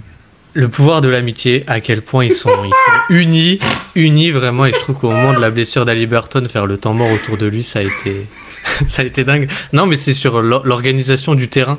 Je trouve que ils ont été... Enfin, je sais pas, moi je trouve déjà contre Cleveland, toujours forcer le petit dans le dunker. Fin de saison, il est parti. Excuse-moi, Baptiste, vas-y. Non, mais toujours forcer le petit dans le dunker spot, et sur les line-up à 2 bigs, ils arrivaient toujours, en tout cas très souvent, à forcer Chet Holmgren on ball et Isaiah Hartenstein qui étaient souvent dans le 5 slot ou des choses comme ça. Et je trouve que là-dessus, ils ont été vraiment élites, quoi, dans vraiment la manipulation des placements des défenseurs. Alors oui, OKC, ça reste la défense d'OKC, et comme dit, ça reste compliqué de prendre des tirs, mais je trouve qu'ils ont quand même réussi à se créer globalement, surtout sur le début de la série, des bons tirs, quoi. Enfin, en tout cas sur le passage à Indiana, les matchs 3 et 4, quoi. Ce qui les a un peu tués, c'est les pertes de balles, hein, mine de rien. Mais malgré ça, malgré des sorties turnover qui sont assez crades, c'est vrai que les scores offensifs sont pas excellents, et tout est relatif, quoi. Tu vois, quand tu postes des 108, 109, 112 d'offensive rating, en soi, par rapport à la moyenne NBA, c'est pas top. Contre la défense de Casey, c'est pas si mal, quoi. J'exagère à peine, mais c'est un peu l'idée, quoi. Surtout quand tu perds... Non, mais surtout quand tu perds un ballon sur 5, quoi. Ou 4. Ouais, le match 1. Mais le match 1, il est tellement bizarre parce que j'avais regardé les stats du coup, et en gros, c'est la 4e meilleure performance de Casey sur la saison à ce moment-là en termes de perte de balles provoquées. Et c'est la 3e pire efficacité sur les transitions après un turnover provoqué. Ouais. Et t'as ce truc-là, cette anomalie et ils ont pas réussi à provoquer des bons turnovers. Et ce qui est marrant, c'est que dans tous ces turnovers qui sont provoqués dans le match 1, t'en as énormément qui sont sorties de balle. Donc en fait, t'as pas de transition. T'en as énormément qui sont sur des retours en zone et des fautes offensives. Et du coup, t'as aussi ce truc-là parfois un petit peu sur la perte de balle. C'est comment tu perds ton ballon, entre guillemets, et du coup, quelle est la conséquence derrière. Et du coup, c'est vrai que t'as pas cette granularité-là sur les four factors, mais potentiellement aussi, il y a des fois où ils s'en sont sortis parce qu'ils ont perdu les, entre guillemets, bons ballons, les ballons qu'ils pouvaient perdre. Et après, tu regardes quand même que les matchs qu'ils ont gagnés, à part le match 1, du coup, qui est un peu une anomalie, c'est les matchs où ils ont perdu le moins de ballons, quoi. T'as le match, du coup, c'est celui qui gagne, c'est le 3, ils perdent 14%, et le 6, où ils perdent que 9% de leur ballon. Ouais. Et du coup, t'as le match 1, du coup, qui est une vraie anomalie, où ils perdent 25%, donc un ballon sur 4, ils perdent un ballon sur 4, et ils gagnent le match. Fantastique. C'est pas mal. Non, mais ce match-là est lunaire parce qu'il gagne avec perte de balle et sans transition. Et tu dis, comment vous n'êtes pas les Pacers, pardon. mais tu vois, le reste de la série, comme tu dis, hein, les matchs où ils gagnent, c'est les matchs où ils sont bons ou moins mauvais sur tel ou tel domaine, quoi. Donc il y a vraiment ce truc, c'était pas mal, quoi. C'était pas mal du tout. Donc c'était assez cool, mine de rien. J'étais pas du tout enthousiasmé par les finales de base, je dois dire, parce qu'il me semblait qu'il y avait un déséquilibre qui ferait des finales pas marrantes. Mais au final, c'était quand même plus agréable que prévu, je trouve. Donc ouais. Ouais. Moi j'avais aucun espoir quand c'était annoncé l'affiche, j'étais là, bon, j'avais très peu d'espoir et je suis reconnaissant de juste fait surprendre et d'avoir passé un peu pour un con, mais en tout cas c'était cool de voir que il y avait encore un peu de surprise finalement, et ça c'était bien, j'ai bien aimé. Peut-être qu'OKC aurait dû recruter Gary Neal. Ça aurait été, je pense, un peu mieux niveau spacing. À mon avis. Bref, donc pourquoi Gary Neal maintenant ? Parce que je le voyais à l'écran, là. Okay. J'ai mis un best-of de toutes les finales, les moments mémorables. J'ai vu Spurs Miami en 2013 où Gary Neal est passé pas loin de MVP des finales. Ça, c'était quand même le bon temps à l'époque, mais bref. Bon, je crois qu'on a à peu près tout dit, et même si on l'a pas tout dit, on va s'arrêter là, niveau final, niveau du bilan final. Allez. Ou pas. Ouais, ça vous va. Le trade de KD, on en dit 2 mots ou vous voulez aller dormir ? Ah, bah écoute, toi, qu'est-ce qu'il y a, Baptiste, tu voulais aller dormir ? Moi, j'ai encore un peu de temps. J'allais dire, je pense que Azad, sa journée n'a pas été trop fatigante. Moi non plus. Donc, parce qu'il a regardé des films qui n'existaient pas. On rappelle que ça n'existe pas, les Star Wars 7, 8, 9. Effectivement. Non, ou alors on fait une tier list. Tu sais, comme il y a des fous furieux qui, genre le lendemain de la draft, te font une mock draft de N+1, quoi. Tu sais, genre là, par exemple, le vendredi matin à 9h, publié sur ESPN, il y aura la mock draft 2026, quoi. Peut-être on pourrait faire pareil, là. Qui sont les candidats au titre pour 2026. On peut le faire aujourd'hui. Saison.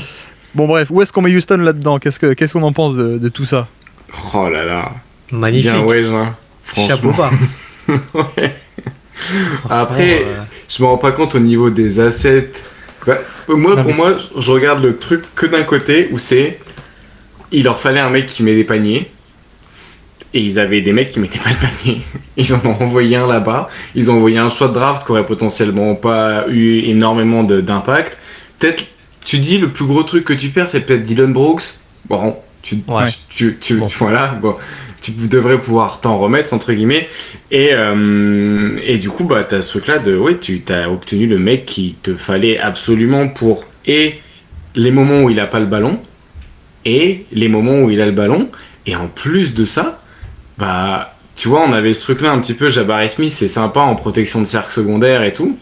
Ça va être cool aussi, Kevin Durant, entre guillemets, sur ces minutes où va pas y avoir Jabari Smith ou Tari Eason ou quelque chose comme ça, ou Amen Thompson. Et de l'autre côté du terrain, c'est Kevin Durant, quoi. Enfin, c'est genre le meilleur, peut-être pas le meilleur joueur d'isolation, mais pas loin, entre guillemets. Puis c'était Pointu de chez Pointu, hein. Abonnez-vous, c'est pour c'est pour Donalis KD, c'est KD. Non, mais tu vois, c'est quand même on parle. C'est KD, quoi. Non, mais c'est un mec qui met des paniers, quoi. C'est quoi la différence entre c'est KD quand même. On parle de Kevin Durant. Non mais attends, non mais parce que tu te rends pas compte, mais c'est KD quand même, quoi. C'est KD. Non mais ce que je veux dire, c'est que le niveau de scoring en isolation, entre guillemets, tout ce qui posait problème à l'attaque je dis pas qu'il répond à tous les problèmes offensifs de Houston d'un coup, mais entre guillemets, quand il a pas le ballon, il apporte un spacing qu'il avait absolument pas. Et quand il a le ballon et qu'il se retrouvera face à une équipe qui a pas de spacing, c'est peut-être un des joueurs sur son style d'isolation qui va en pâtir le moins de jouer dans un mauvais spacing. Donc, entre guillemets, je trouve que, et pour Kevin Durant d'ailleurs, qui du coup c'est un bon trade pour lui, et je trouve que c'est un super trade pour les Rockets. Et de l'autre côté, ce qu'il récupère entre guillemets Phoenix, bon, ils se font avoir sur le Poison Pill de Jalen Green, mais ils vont pouvoir, comme t'as dit, sur un tweet, genre, le vendre en pièces détachées. Et ils ont Dylan Brooks, qui est un joueur, genre, fonctionnel, entre guillemets. Et puis, t'as un 10e choix de draft sur une draft qui a l'air quand même assez bien remplie. Donc, tu t'en sors avec ce que tu peux, quoi. Mais bon, c'est vrai que c'est quand même pas cher payé pour Kevin Durant quand tu fais la liste des courses. Hein. Non, c'est pas. Ouais, c'est quand même pas cher payé, finalement. Ouais. Non, après, il y a des mecs qui ont envoyé 5 picks pour Michael Bridges il y a 1 an, quoi. Non, ça existe pas. Pas possible, ça. C'est pas possible. C'est pas possible. Mais non, mais c'est ça que je trouve ouf, c'est que concrètement, et bon, t'as lâché Dion Brooks et pas vendre vite, ok, donc voilà. Mais tu gardes tous tes jeunes que tu voulais garder, et je crois que c'est un peu sorti. Mais en gros, Houston a dit bah non, bah nous on lâche pas Jabari Smith, on lâche pas Amen Thompson, on lâche pas Tari Eason, on lâche pas Rich Shepard, et en fait. Rich Shepard, ça c'est toi qui invente pour te faire kiffer ça, parce que Rich Shepard il savait même plus qu'il était dans l'effectif. En plus je crois que c'est Ben Shepard. Attends, non, c'est pas Ben Shepard Non, Ben Shepard c'est à Indiana, ouais. Non, c'est Rich. C'est Rich. Je mélange les débats. Oh waouh. Mais bon défenseur, Ben Shepard. Hein. Pour le coup, lui, tu vois, Ben Shepard aurait joué à Houston, là où Rich Shepard. Oh, bah attends. Non, moi je suis là avec Baptiste, c'est un prospect, il a de la valeur encore. Rich Shepard, je pense pas que ce soit un nulos. Hein. Non, mais il joue pas. Je pense que si c'était un nulos, il l'aurait tradé. Mais et puis c'est pas comme s'il avait joué et qu'on a vu qu'il était nul, c'est juste qu'il a pas encore joué.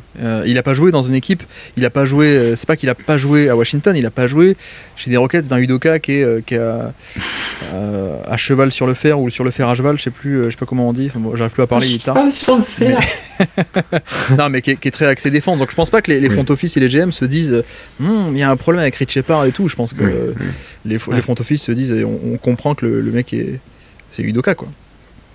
Ouais, mais par contre, moi j'ai un peu un rêve à Houston, c'est potentiellement voir des line-up où en gros, ce que je trouve génial, c'est que du coup, t'as surtout gardé tes profils auxquels tu tenais, mais qui étaient tes moteurs de ton identité, c'est-à-dire défensivement et surtout sur la bataille des possessions. Et en fait, moi vraiment, j'ai hâte de voir une line-up avec Amen Thompson, Kevin Durant, Jabari Smith, Tari Eason et Alperen Sengun, quoi. En gros, ils font tous 2 mètres ou 2 mètres 5 et t'as Kevin Durant, quoi. Ils se donnent la main, ils font un épervier en chasse d'une ligne de touche à l'autre, quoi. Ils font un mur. Ils font un mur et en fait, c'est l'épervier en chasse, quoi. Non, vous passez pas. C'est un peu dur.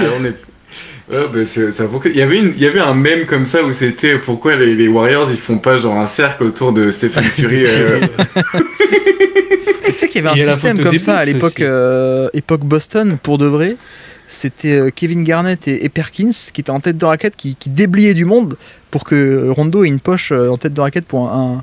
Faut que je le retrouve ce système, c'était complètement dingue, mais bon bref, excuse-moi. Je sais pour un mid-range de Rajon Rondo en plus. Ouais, mec exactement. Il est vraiment un fauteuil.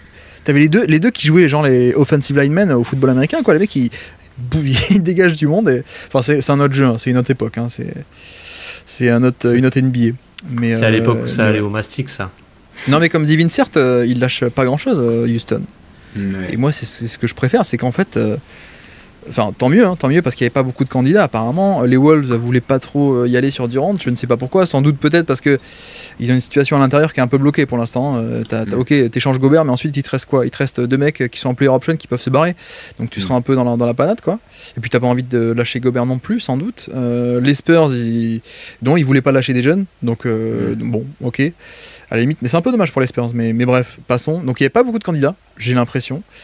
Et donc Houston s'en sort avec un truc pas cher. Et en fait, en mode, quand on disait fin de saison pour Houston, perspective intersaison, etc., moi je disais, bon, il y a un gros coup à faire. Mais est-ce que là, il n'y en aura pas 2 à faire des gros coups ? Parce que là, t'as fait le premier gros coup, t'as rien coûté, quoi. Tu vois ? Et t'as la cartouche vente vite en termes de contrat. Et tout est pic. Enfin, tous les pics des Suns, je crois. Ouais. Alors peut-être pas pour cet été, hein, mais pour soit février, soit l'an prochain maximum. Tu vois, je serais pas choqué si s'il y a Giannis qui arrive, quoi, par exemple. Tu vois, t'as les salaires pour le faire, comme tu dis, s'il y a Van Vliet, et t'as 5 pics de draft. T'as des premiers tours. T'as 27, 28, 29, 30, 31. Et l'an prochain, tu auras 32, du coup, qui va se débloquer. Donc tu as encore plein de pics. Tu as encore, si Van Vliet il sert à faire les salaires, tu peux dire allez, je balance encore Reed Shepard, je balance encore Jabari Smith. Enfin voilà, des mecs comme ça, moi je les aime bien, mais si c'est pour un Giannis à 30 ans ou 31 ans, je le fais quoi. Donc je pense qu'en fait, le truc de ce trade, c'est qu'ils ont fait un gros coup, mais qui n'a rien coûté. Et donc en fait, ils peuvent encore faire un deuxième gros coup. Soit Giannis, soit Booker. Enfin. Booker, je suis pas sûr qu'il soit là non plus dans un an, tu vois. Non, ou des mecs comme ça, on sait rien qui c'est qui va être disponible. C'est la NBA, c'est génial parce qu'il y a toujours des mecs disponibles, on s'y attend pas. Mais ouais, en fait, ils ont fait un gros coup, mais il y a la place pour un deuxième, quoi. C'est génial. Bah ouais, en plus, comme tu dis, vu que c'est t'as plus de choix de draft, mais t'as des contrats rookies à échanger, quoi. Il y a des fois, est-ce que c'est quoi qui a le plus de valeur? Ils ont juste bougé tout une bonne partie de leur deuxième choix. Je comprends pas la valeur des deuxièmes choix. Pourquoi t'en demandes 5 dans un trade, mais... Bah parce que c'est moins que le premier, grosso modo, en fait. Ah ouais. Donc, j'avais pas pensé. Deuxième tour de draft, c'est quand même moins que premier. Donc, oui, mais pourquoi je comprends pas en fait la valeur de ce... Mais même tu vois, je comprends même pas qu'on puisse les échanger en fait les deuxièmes choix de draft. Je comprends. Enfin, tu vois, pourtant il y en a toujours qui traînent dans les trades. Je comprends pas. Enfin, je veux dire quand tu vas choisir au deuxième. Enfin, ouais, je sais pas. C'est un truc, ça m'échappe un peu structurellement à quel point tu te dis, ouais, je vais aller chercher. Ah, j'ai dit structurellement, c'est vrai que on était dans un beau moment de... Moi, je te laissais patauger parce que je me suis dit, ça fait un beau moment de radio, en pouvoir te vanner, mais en plus, là, tu nous sors structurellement, c'est le bingo parfait, quoi. À quoi ça sert de collectionner les seconds tours de draft à part pour les rééchanger derrière, entre guillemets, quoi. Bah, voilà. Ouais. Ok, bah, super. Non mais tu vois par exemple Phoenix, ils font ça pourquoi? Parce que ils ont pas le matos pour obtenir des premiers tours de draft. Oui. Bah, donc tu prends des deuxièmes quoi. Et avec des deuxièmes tu peux faire des petits trades que tu pourrais pas faire des gros parce que t'as pas les premiers, mais tu peux faire des deuxièmes. Tu peux faire Nick Richard en balançant 2-3 deuxième tours de draft. Tu peux faire un tel. Voilà, c'est comme je sais pas moi, si plutôt que d'avoir des billets de 10 euros t'as des pièces d'1 euro quoi. Enfin c'est un peu oui c'est plus nul qu'un billet de 10 euros mais ça sert quoi. Et puis tu peux aussi drafter des mecs deuxième tour. Alors je pense pas que ce soit pour ça. Enfin ça dépend dans quelle étape du cycle tu es quoi. Mais quand tu es contender, je crois que c'est Denver aussi qui avait balancé 3 second tours de draft pour Thomas Bryant. Non, c'est pas un truc comme ça en 2023. Bon, je sais pas pourquoi ils ont fait ça, mais bon, ils ont été champions grâce à ça, donc on va rien dire. Mais non, mais le marché des deuxième tours, grosso modo, c'est les pièces dans le canapé quoi. Tu vois, c'est moins qu'un billet de 10, mais bon, c'est de la monnaie, quoi. J'ai l'impression. Mais non, mais je vois ce que tu veux dire, mais pour Phoenix, c'est bien, ça leur donne un peu de flexibilité, parce qu'en fait, ils avaient ni premier ni deuxième, en fait. Ils avaient rien. Il n'y avait plus rien. Donc là, ils peuvent, je sais pas moi, s'ils veulent être compétitifs, ils peuvent dire... je sais pas qui a comme pivot pas top, mais dire allez donnez-nous Richon Holmes contre 2 tours de draft, quoi. Donc, bon, c'est pas génial, mais... Obi Toppin pour 2 secondes tours de draft. Voilà, voilà, non mais par exemple, toi, tu vois, par exemple. Ouais, ça te fait gagner un match des finales. Voir le titre. T'aurais pu gagner le titre grâce à Obi Toppin. Grâce à mais ça aurait été génial. Non, après, moi, il y a un scénario pour Phoenix, j'aimerais bien le voir, c'est le côté brocante, quoi. On vend tout. Ouais. On vend tout. Surtout que le problème de tanking, c'est que t'as pas tes pics, donc tu tankes pour rien entre guillemets, parce que t'as pas la récompense du tanking. Mais à quel point tu peux pas genre appeler Brooklyn en mode ah tiens Brooklyn, vous voulez repartir gros, vous voulez Giannis apparemment, tiens prenez Booker, il a même pas 30 ans, il a 28 ans et filez-nous tous nos tours de draft, tu vois. Bon, c'est peut-être c'est un peu con parce que tu les as donnés, ces tours de draft, t'aurais pu les garder. Tu vas devoir les repayer, quoi, mais soit ça, soit après, tu vois, Royce O'Neal, Grayson Allen, c'est que des mecs que tu peux tout revendre en pièces détachées, quoi, tout ça. Donc, mais après, avoir les velléités de Phoenix, mais j'ai pas l'impression que Matty Gibia soit là pour tanker sur 5 ans, quoi, tu vois. Ouais, mais bon, après... je sais pas s'il va avoir forcément le choix ou pas, quoi. Au bout d'un moment, quand tu vois ce qu'ils avaient quand il est arrivé et en quoi ils l'ont transformé, c'est quand même... ça fait froid dans le dos, quoi. Ça fait froid dans le dos. Après, le truc, c'est que quand on dit, ouais, ils ont transformé Michael Bridges, tel tour contre Cam Johnson, contre juste Jalen Green. Non, il y a aussi un truc qu'on oublie là-dedans, c'est 2 campagnes de playoff avec Durant.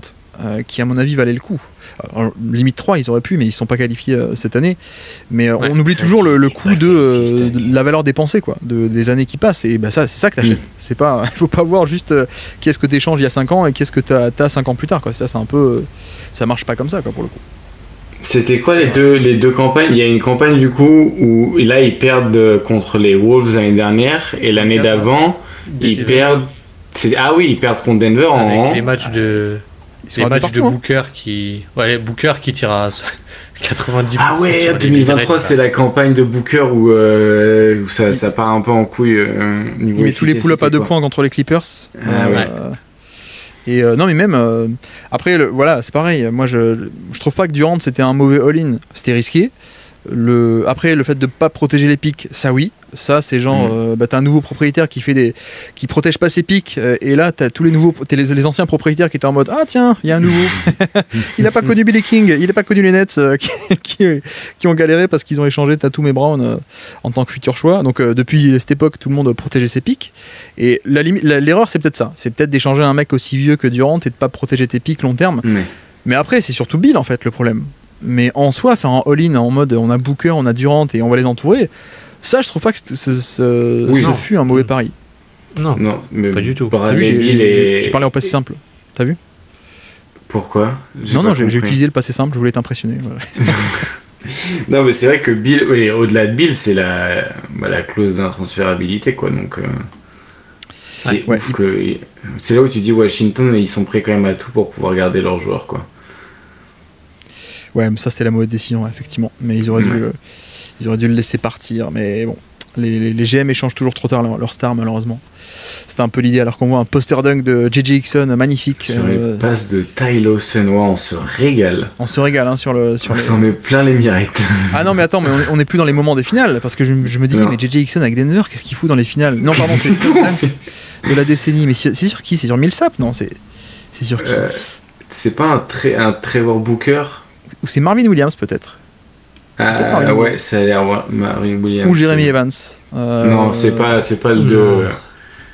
Non, c'est Marvin Williams, je pense. Baptiste Phoenix, qu'est-ce que rebuild complet ou qu'est-ce que Jalen Green, qu'est-ce qu'on fait de ce joueur? On le revend ou on le garde? Mais qui va en vouloir? Phoenix peut-être. Phoenix peut-être, mais en fait je suis un peu l'effectif actuel, j'y crois pas quoi. Enfin je vois pas comment t'es compétitif avec l'effectif actuel, donc t'es un peu obligé. Enfin pour moi le max du max que tu peux viser, c'est genre 10e que t'as raté avec Kevin Durant cette année. Rappelons-le quand même. Alors oui, il y a les blessures et Jalen Green il a pas raté un match depuis sa saison rookie, super, mais les mauvaises langues diront que ça ferait pas de mal que parfois il en rate justement. Mais non mais tu vois, si de toute façon ton plafond c'est genre la 11e place, pourquoi est-ce que t'essayes pas de genre justement récupérer tes pics pour tanker quoi? Oui. Mais je sais pas où sont leurs pics. Donc leurs pics sont à Brooklyn, non? Je crois, je vais aller vérifier ça de suite. Mais non, mais après il y a le côté Jalen Green, hein, moi je pense que le contrat a été donné pour être échangé, et d'ailleurs on a vu que ça a été le cas, mais à quel point est-ce qu'on y croit encore, ou vous êtes en mode non pas du tout, on connaît le joueur, on connaît ses limites, plus que des défauts, il a des limites et on n'y croit pas quoi. Bah moi je suis un peu comme ça, même si en fait plus le temps passe, plus ça me fait penser à le rôle qu'a eu Bénédicte Mathurin pendant les finales quoi en gros. Sauf que quand c'est ton plan A face aux Warriors, bah ouais, t'as un match 2 où ça passe, sauf que après t'as le match 3 et le match 4 où ça passe pas du tout, t'as pas le passing, t'as une défense qui est, on va dire, quand même passable, et ça c'est quand même cool, faut le dire, mais finalement en fait, je trouve que c'est un rôle qui a pas vraiment de valeur ajoutée, à part ce serait presque en play-off, mais sur un rôle beaucoup moindre quoi. Ouais. Ça, le Joker de sortie de banc un peu fin des années 2000 là, mais bon, là, j'y crois pas beaucoup plus que ça entre guillemets. Et de toute façon, je trouve que offensivement, c'est un joueur qui joue à côté de l'équipe quoi. Donc, c'est pour ça que pour moi, ça me fait penser à genre un Lou Williams ou un Jamal Crawford, c'est parce que moi, je vois un mec qui joue un peu son truc sur les minutes où il est sur le terrain quoi, et comme Kevin Durant quoi. Ouais, mais sauf que Kevin Durant il le fait 1,2 par tir tenté, donc il peut finalement, vu que c'est ça fait l'équivalent de la meilleure attaque de la ligue quoi. Mais tu rigoles, mais c'est exactement ça. Hein. Parce que oui. j'étais en train de me dire, c'est qui les stars ou les joueurs majeurs de NBA qui sont un peu, donc, comme on dit, des postes 2 à l'ancienne, et pas du tout des postes 2 depuis 10 ans, qui sont playmakers, qui peuvent tout faire, passer, scorer, etc. Le poste 2 à l'ancienne, c'est le Rip Hamilton, quoi. Le mec est là pour scorer, et puis t'as tes sets, on te donne tes ballons, tes isolations, tes pick and roll, et puis voilà, quoi. Quoique, à l'époque, pick and roll, il n'y avait pas beaucoup. Mais non, mais c'est un peu cette idée de, et on le savait depuis la draft, hein, depuis avant la draft, bah ouais, c'est un poste 2 à l'ancienne, quoi. C'est pas un playmaker, c'est pas un Harden, c'est pas un Tyreek Evans, c'est pas ce genre de profil. Brandon Roy, voilà, aujourd'hui c'est la norme, le poste 2 entre guillemets meneur qui peut tout faire, quoi. Et donc ça on le savait, et je me disais, mais c'est qui les stars en NBA? Je sais pas si vous avez des réponses, des stars NBA ou des joueurs majeurs qui n'ont pas trop de passing mais qui, gros volume, plutôt bonne efficacité, gros statut. Ça existe, hein, mais tu vois, par rapport à Durant, c'est littéralement ça. Durant, c'est bon, encore que Durant a quand même développé le passing. Est-ce qu'il y en aurait à Boston, par exemple, Azad, toi qui suis pas mal Boston? Exactement, je pensais à ça. Jalen Brown est un des mecs qui, sans trop de ce côté passing ou création collective, tu vois, c'est plus que un Jamal Crawford, je trouve. Ouais, pourtant il n'y a pas beaucoup plus d'efficacité, mais il y a un peu plus de... Il y a un peu plus de diversité dans ce qu'il fait quand même. Et dans comment il peut impacter le jeu, quoi. Mais c'est vrai que oui, c'est un peu ça. Du coup, bah, c'est pas trop un profil que je vois énormément se développer. D'ailleurs, je me demande à quel point quand il est drafté, tu vois, les mecs draftent pas plus un souvenir que... Il draft un peu une époque dépassée. Là, il y a Zach LaVine qui arrête pas de ressortir, mais pour moi, Zach LaVine, il y a un peu plus de... Norman Powell, mais bon, pas joueur star du coup. Puis Norman Powell, il est efficace. Porzingis le fait, mais sur un poste d'intérieur, donc c'est pas pareil, parce qu'il y a toute la défense intérieure en plus, quoi. Cercle, quoi. Ouais. Ouais. Qu'est-ce qu'on a en cette Sharp. Oh, oui, tu vois, quand les mecs les meilleurs avec qui t'es projeté, c'est ça. Mark Cannon, pas mal. Mark Cannon, c'est pas con. Ouais, mais Mark Cannon, c'est pareil. Ouais, c'est efficace, Mark Cannon, c'est ça qui est chiant, quoi, comparé à Jalen Green. Kuminga, tu vois, le mec qui sort, c'est Kuminga. Souvent. Eh ben, les deux de la même draft. Hein. Pas mal. Non, mais tu vois, par exemple, c'est vrai que, bon, après, la version de Kawhi Leonard, pas la version passeur qu'on a connue. Bon, la saison 2025, là, on l'oublie, hein, on l'oublie un peu. Il fait 1000 minutes. Allez, tiens, je remonte les minutes, comme ça, on le voit plus. Voilà. Non, mais la version de Kawhi avant les Clippers, c'était ça aussi, hein, c'était pas trop de création collective, c'était un shotmaker. Donc, à la limite, je pouvais entendre l'idée à l'époque du profil, alors peut-être pas les subtilités du profil, le côté cérébral, le côté est-ce qu'il avait assez de force, est-ce qu'il avait assez de driving game, etc. Mais je pouvais comprendre l'idée de c'est un mec ultra explosif qui a du toucher de balle, et ça c'est quand même c'est un combo en général qui est assez cool, qui a du jump shot. Donc voilà, c'est un shooter qui a un certain historique, hein. C'est pas un mec que tu te dis ouais il a du toucher mais on va construire le jump shot, non. Et voilà, le truc c'est que ce rôle-là ne marche à haut volume que quand t'as le shotmaking de Kawhi, de Durant, de mecs comme ça, quoi. Ou alors Jalen Brown aussi. Mais Jalen Brown, c'est pas le même chapeau, quoi. Mais tu vois, hein, une carrière à la Jalen Brown, c'est pas non plus à exclure, quoi. Et ça, c'est pas non plus le score de micro-ondes. Mais bon, on verra l'an prochain à Zad, hein, malheureusement. Mais je suis pas sûr que Jalen Brown en première option d'équipe, dans un bon spacing, ça soit génial, quoi. Oh là là, mais mon Dieu, mais j'espère juste qu'ils vont l'échanger cet été. Parce que si je dois me faire un an à écrire sur ça, je vais pas pouvoir, je pense. Bah, tu pourras écrire sur la draft 2026. Oh putain, mon Dieu. Non, mais je trouve ce qui est un peu la déception pour moi avec Jalen Green, c'est la défense, finalement, c'est presque le maximum que tu pouvais espérer de lui, je trouve. On va dire. Le passing, on a toujours su que c'était pas un bon passeur parce que il n'a jamais eu ce côté-là. Moi, je trouve la vraie déception, c'est qu'au final, tu vois, le côté jump shot, au final, justement, c'est pas un énorme jump shooter, quoi. C'est ça, il est toujours aux alentours de la moyenne et c'est pas un joueur qui a finalement une mécanique pour tirer en mouvement, des petits trucs comme ça. Et finalement, tout de suite, tu deviens un joueur qui est pas inutile mais qui perd beaucoup d'intérêt, quoi. Il provoque des lancers pas mal forts sur les stats de provocation de lancers francs, je m'en rends pas compte, mais non, parce qu'il se balance beaucoup au cercle, mais est-ce que 9, enfin 10, tu vois, c'est très orange, mais c'est parce que c'est relative à à sa position, mais on est autour des 9, 10%, 11%, 13%, bon, c'est pas mal. mais les meilleurs, y compris les meilleurs arrières, on est au 20 quoi. 20%, Harden, Butler, etc. Donc c'est pas mal, mais c'est peut-être ça la déception, parce que tu parlais de jump shot, mais c'est l'un ou l'autre en fait. C'est soit on aurait aimé avoir un meilleur jump shot, pour un vrai shot making, de pull-up, etc. Et là, on parle d'autre chose. Soit sinon, un meilleur drive. Et c'est peut-être ça la déception, c'est que ce soit pas un top driver, alors que tu te dis oui, mais il a l'explosivité de base, c'est génial, sauf qu'il a pas le. Ouais. Je trouve que le dribble est pas fonctionnel en mouvement, donc il n'arrive pas à, notamment tout ce qui est garder l'équilibre à travers le contact, attaquer le contact. En fait, tout ceci est aussi rattaché à l'aspect cérébral, de à quel point tu es capable de. Enfin, tu as un process, quoi, de processer l'information en temps réel, etc. Quoi. Donc je trouve que c'est un mec, tu regardes de loin, tu dis explosivité. Et il y a des moves en termes de dribble, mais sur l'aspect réellement fonctionnel, comment ça se passe sur le terrain, c'est pas un mec qui est capable de mettre tous les ingrédients ensemble et de s'ajuster en temps réel, quoi. Donc c'est peut-être ça la déception aussi, quoi. Mais l'idée de dire un shotmaker capable le passing, ça peut être une star, ok. C'est vrai que dans les faits, on est un peu sur notre fin. Donc après, c'est quoi les pistes d'amélioration? C'est quoi pour plus tard? Parce qu'il a 22 ans, 23 bientôt. Est-ce que le jump shot va d'un coup devenir passer de correct, bon à excellent? Est-ce qu'on y croit à ça? Je ne sais pas. Est-ce que le dribble fonctionnel va venir? Est-ce que la puissance peut aider aussi? Est-ce qu'il peut apprendre à voilà, le jeu ralenti, comme on dit, et donc amener plus de nuances dans le drive et donc aller plus au drive, etc. Je sais pas, mais est-ce qu'on croit au passing? Tu vois, quand on énumère ça, on voit bien que c'est pas que des défauts, c'est presque parfois un peu des limites de profil, et que s'il arrive à les dépasser, c'est qu'il a quand même cassé une certaine barrière, quoi. C'est pas un truc où on se dit oh, ça va venir. C'est a priori il l'a pas. S'il l'obtient, c'est plutôt inattendu. Ouais.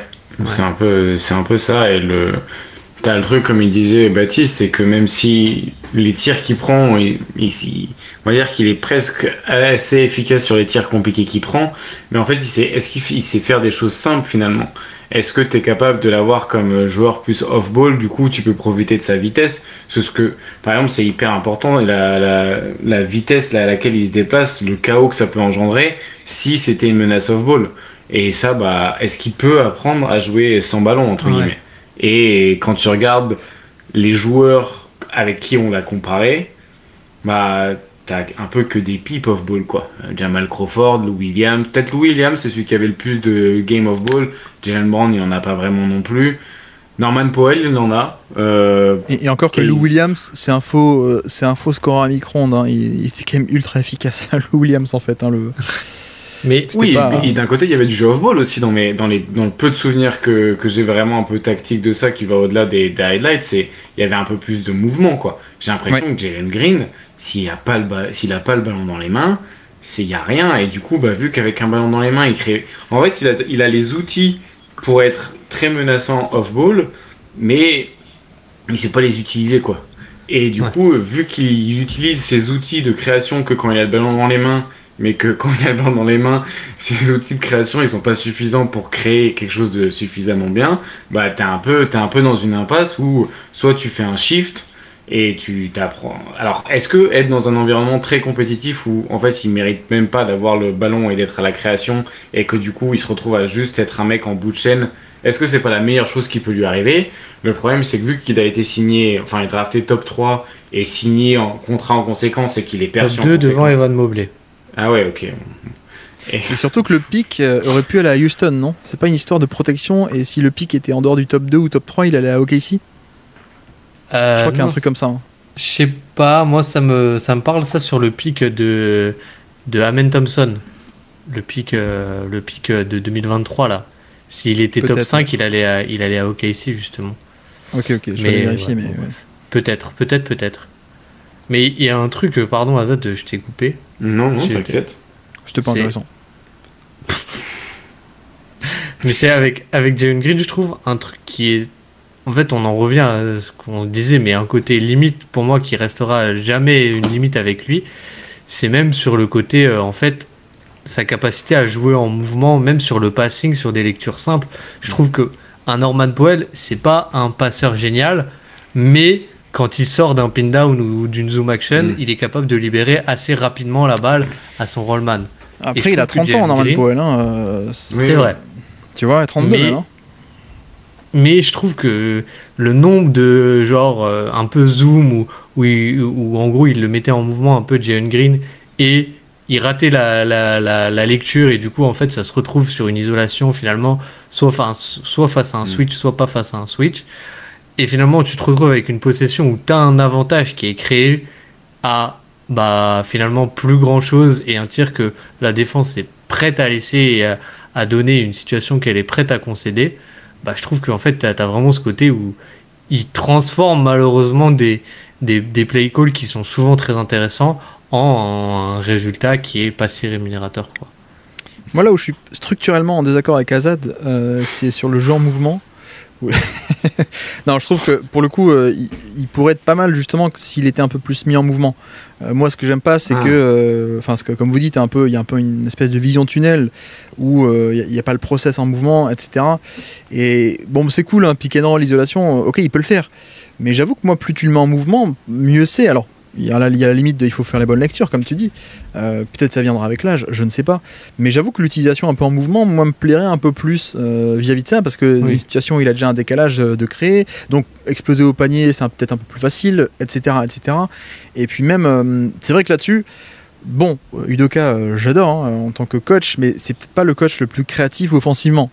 Donc j'ai aussi hâte de voir dans peut-être un autre environnement, une autre utilisation un peu plus variée, justement, où là, il a rempli la fonction de, Udoka, il est arrivé, il a dit, moi j'ai mon schéma, méthodique, simpliste et méthodique de isolation, chasse au mismatch. Il y a que toi qui sais dribbler dans l'équipe.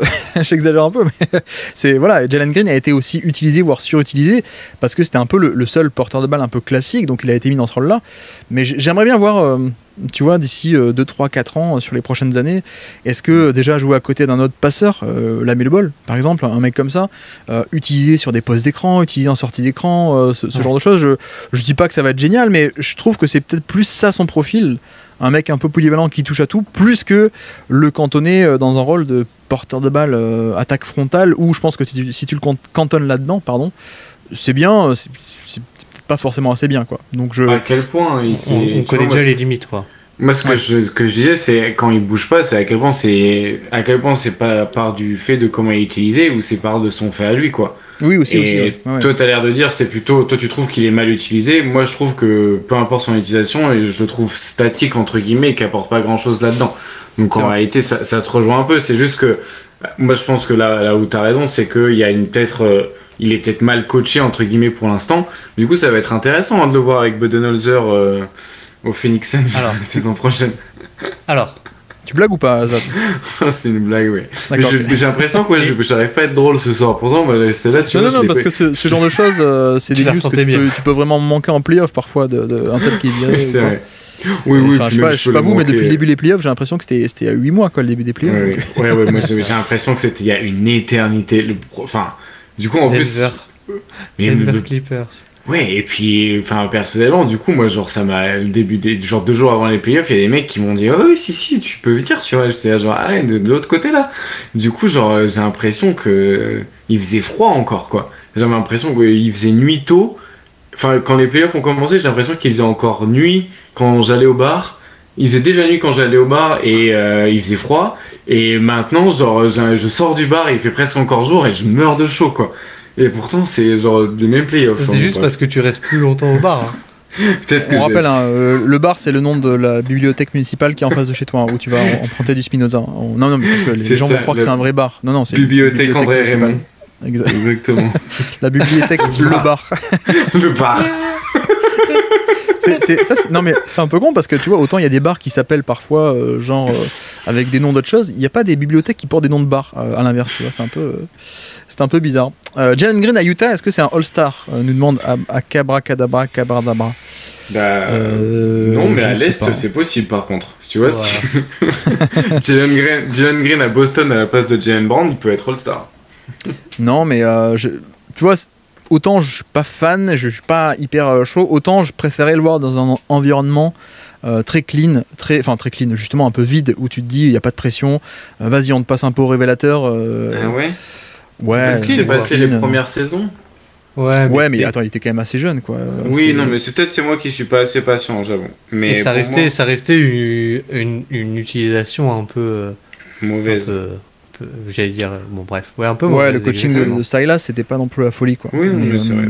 Mais après, idéalement, c'est justement... équipe nulle, mais avec un coach offensif, quoi. Tu vois, chez Willardy, à Utah, chez Willardy, ça peut être cool parce que t'as aucune pression de résultat, donc tu sais qu'il va avoir beaucoup de ballons pour se tester, pour passer au révélateur, et en plus, bien utilisé, et pas juste le côté, comme tu dis, Rockets 2022 ou 23, où c'était nul, quoi. Et donc, on a vu que ça donne pas grand-chose, quoi.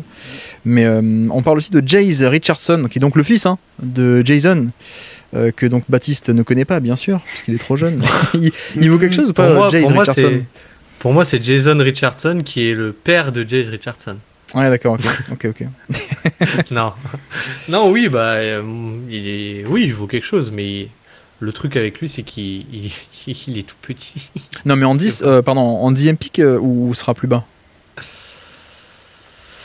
Ouais, je pense entre 10 et 15. Moi, d'accord, je pense qu'il va être drafté dans ces eaux-là, ouais.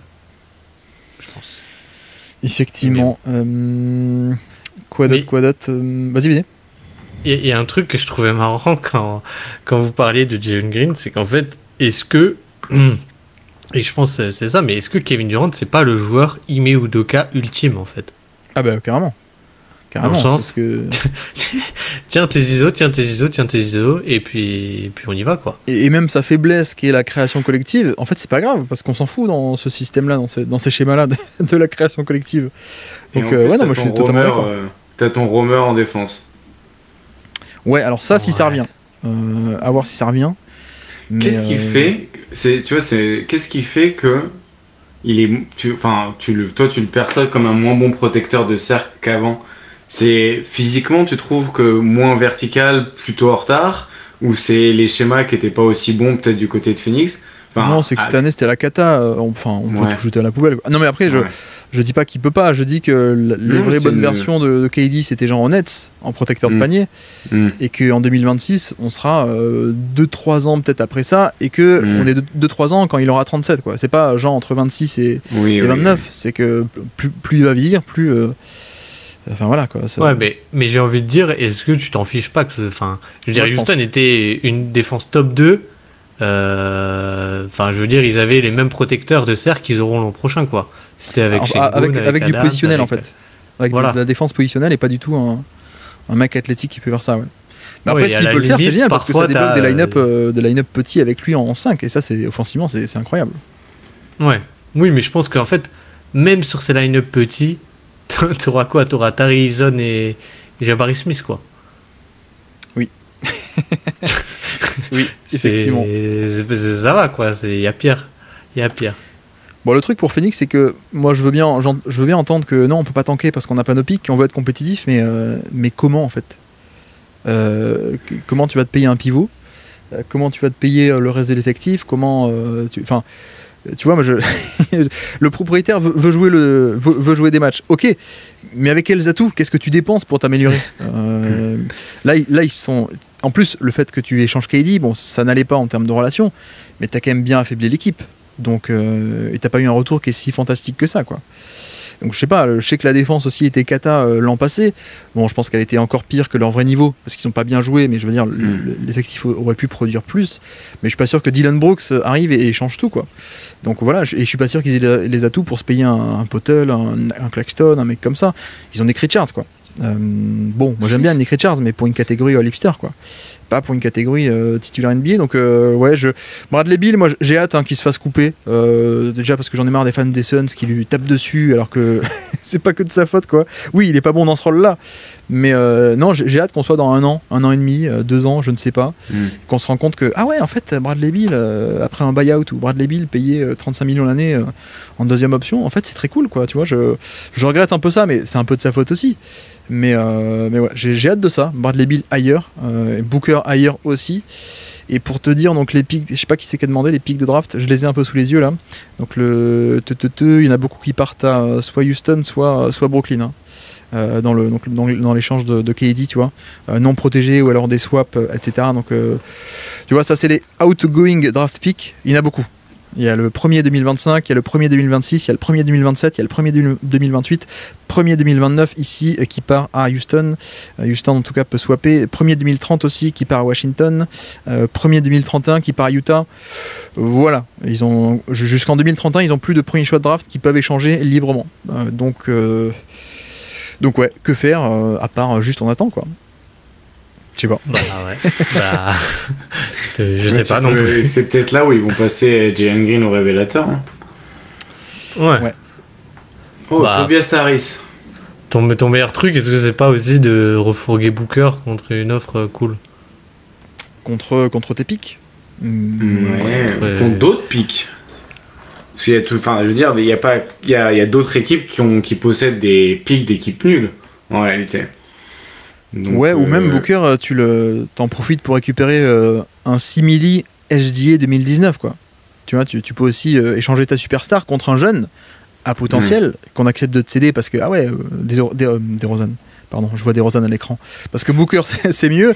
Et tu récupères, alors je dis n'importe quoi, mais dans le podcast tout à l'heure, je citais des Keontae George, des mecs comme ça. Tu fais un espèce de pari. Tu t'en sépares et ça se trouve, dans 5 ans, Keontae George ou je sais pas qui, en fait, devient All-Star. Alors, MVP comme SGA, ça paraît improbable que ça arrive 2 fois d'affilée. Mais voilà, quoi. Tu vois, ce genre de jeune à potentiel, tu peux aussi viser ça, quoi. Pas seulement des pics, mais un jeune qui a 2-3 ans NBA et que tu te dis ouais il est cool et Booker avec Booker je peux me le payer quoi ce jeune là, même un jeune à fort potentiel et qui a une belle cote, bah si je propose Booker en échange quand même je peux avoir un jeune de 22 ans prometteur quoi. Et qui aurait envie d'aller chercher Booker là, dans l'autre sens à part Houston? Je sais pas, moi je pense qu'il y a quand même pas mal d'équipes qui. Non, je dis pas qu'il n'y a pas d'équipes qui sont intéressantes, je dis lesquelles, tu vois, lesquelles vous voyez, ça pourrait fitter. Denver. Oh, ça perd l'hypopète.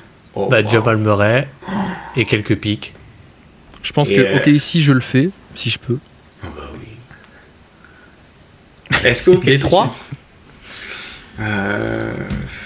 Mais en fait, je vois pas qui ne voudrait pas d'un Booker en fait. Oui, mais alors oui, c'est un peu con comme question peut-être. Ouais. Non, mais Houston, oui, ils sont en recherche de stars. Bon, Lakers, a priori, pour l'instant, ça va. Il y a LeBron qui va re-signer pour 4 ans encore. Denver, il y a Jamal Murray. Je suis pas sûr qu'il l'échange un jour, mais bon. Non, mais tout le monde voudrait d'un Booker, mais après qui a des atouts parce que les mecs qui veulent de Booker c'est a priori des contenders, ils ont soit pas de pick, soit ceux qui ont des picks c'est des mecs qui sont pas contenders et après tu vois par exemple un Brooklyn, hein, c'est pour ça que Brooklyn le cas est assez intéressant, intriguant parce que Brooklyn veut être bon mais tout en étant nul déjà et en plus en ayant les picks, certains picks de Phoenix. C'est si vraiment Brooklyn est en mode ouais on veut redevenir des stars un peu comme à l'été 2019 où ils s'étaient passés du tout. C'est assez intriguant je trouve, tu vois. Et Atlanta, tu vois, on voyait, parce que du coup Atlanta ils ont un peu ces jeunes à Paris avec Jalen Johnson ou Zachary Zaché ou Dyson Daniels sur lesquels tu peux un peu parier et potentiellement t'en as certains qui sont sur des contrats peut-être un peu plus acceptables et je me dis t'as un backcourt Trae Young Booker Conférence Est 2026, bon tu vises 55 victoires quoi. T'as l'adresse de Rizaché? Est-ce que j'ai l'adresse? Parce que tu dis les jeunes à Paris. Et du coup, comment tu sais qu'il est à Paris? Qui con. Ouais. Ça y est, on a passé 23h25. C'est la débandade. Non, j'ai pas son adresse, mais je pense qu'il est domicilié dans Géorgie maintenant. Attends, mais n'empêche, Orlando qui a mis 5 pics pour Bane, ils auraient pas pu les mettre pour Booker? Ça aurait été cool, non? Ouais, ça aurait été cool. Bon. Miami est toujours à surveiller dans les stars, je pense. Mais est-ce qu'ils ont des atouts? Après, ils ont des atouts, mais ils veulent pas échanger apparemment. Ils veulent pas échanger Jovic, ils veulent pas échanger Kyle Ware. En fait, ils veulent Booker contre Terry Rozier, quoi. Ouais, moi aussi. Après, moi aussi, j'aurais envie de Booker. Franchement, moi j'ai Booker contre. Je propose contre Mikal Bridges, vu que les fans de Phoenix adorent Mikal. Mikal Bridges et je peux même mettre pas comme Dadier. Parce que t'es un mec sympa. Pas assez d'argent, je crois. Hein. Il n'y a pas assez de. Allez, Mitchell Robinson. Non, allez, je rajoute Jalen Brunson, voyons voir. Ah non, ça passe pas. Ah non, j'ai mis Bill en plus, j'ai même pas mis Booker, j'ai mis Bradley Beal dans la trade machine. Mais non, alors pour de vrai, sérieusement, Toronto aussi. Toronto, ils sont un peu comme Brooklyn, ils sont nuls, mais apparemment, front office agressif qui veut vite reacquérir des stars. Bon, après, Masai Ujiri, j'ai l'impression que ça fait 15 ans que Masai Ujiri, il dit vous savez, à la draft, hein, moi j'étais chaud sur Giannis, hein, vous le savez, hein. Moi je voulais le drafter, hein, Giannis. Hein. ça fait depuis 2013 qu'il nous le dit, bon d'accord. Mais non, je pense qu'il va pas s'arrêter tant qu'il l'aura pas, Giannis. Moi, c'est mon petit pari personnel. Okay. Masai Ujiri, il veut. Juste pour prouver que oui, je le voulais depuis si longtemps, quoi. Il a des assets qui feront, genre, comment dire, qui peuvent faire pencher la balance, qui peuvent intéresser Milwaukee. Barrett Quickly. Oh là là, wow. S'il arrive, non mais ce qui serait beau, c'est qu'ils arrivent à garder Barrett, Ingram et Barnes et qu'ils récupèrent Giannis. Et là, tu te régales, quoi.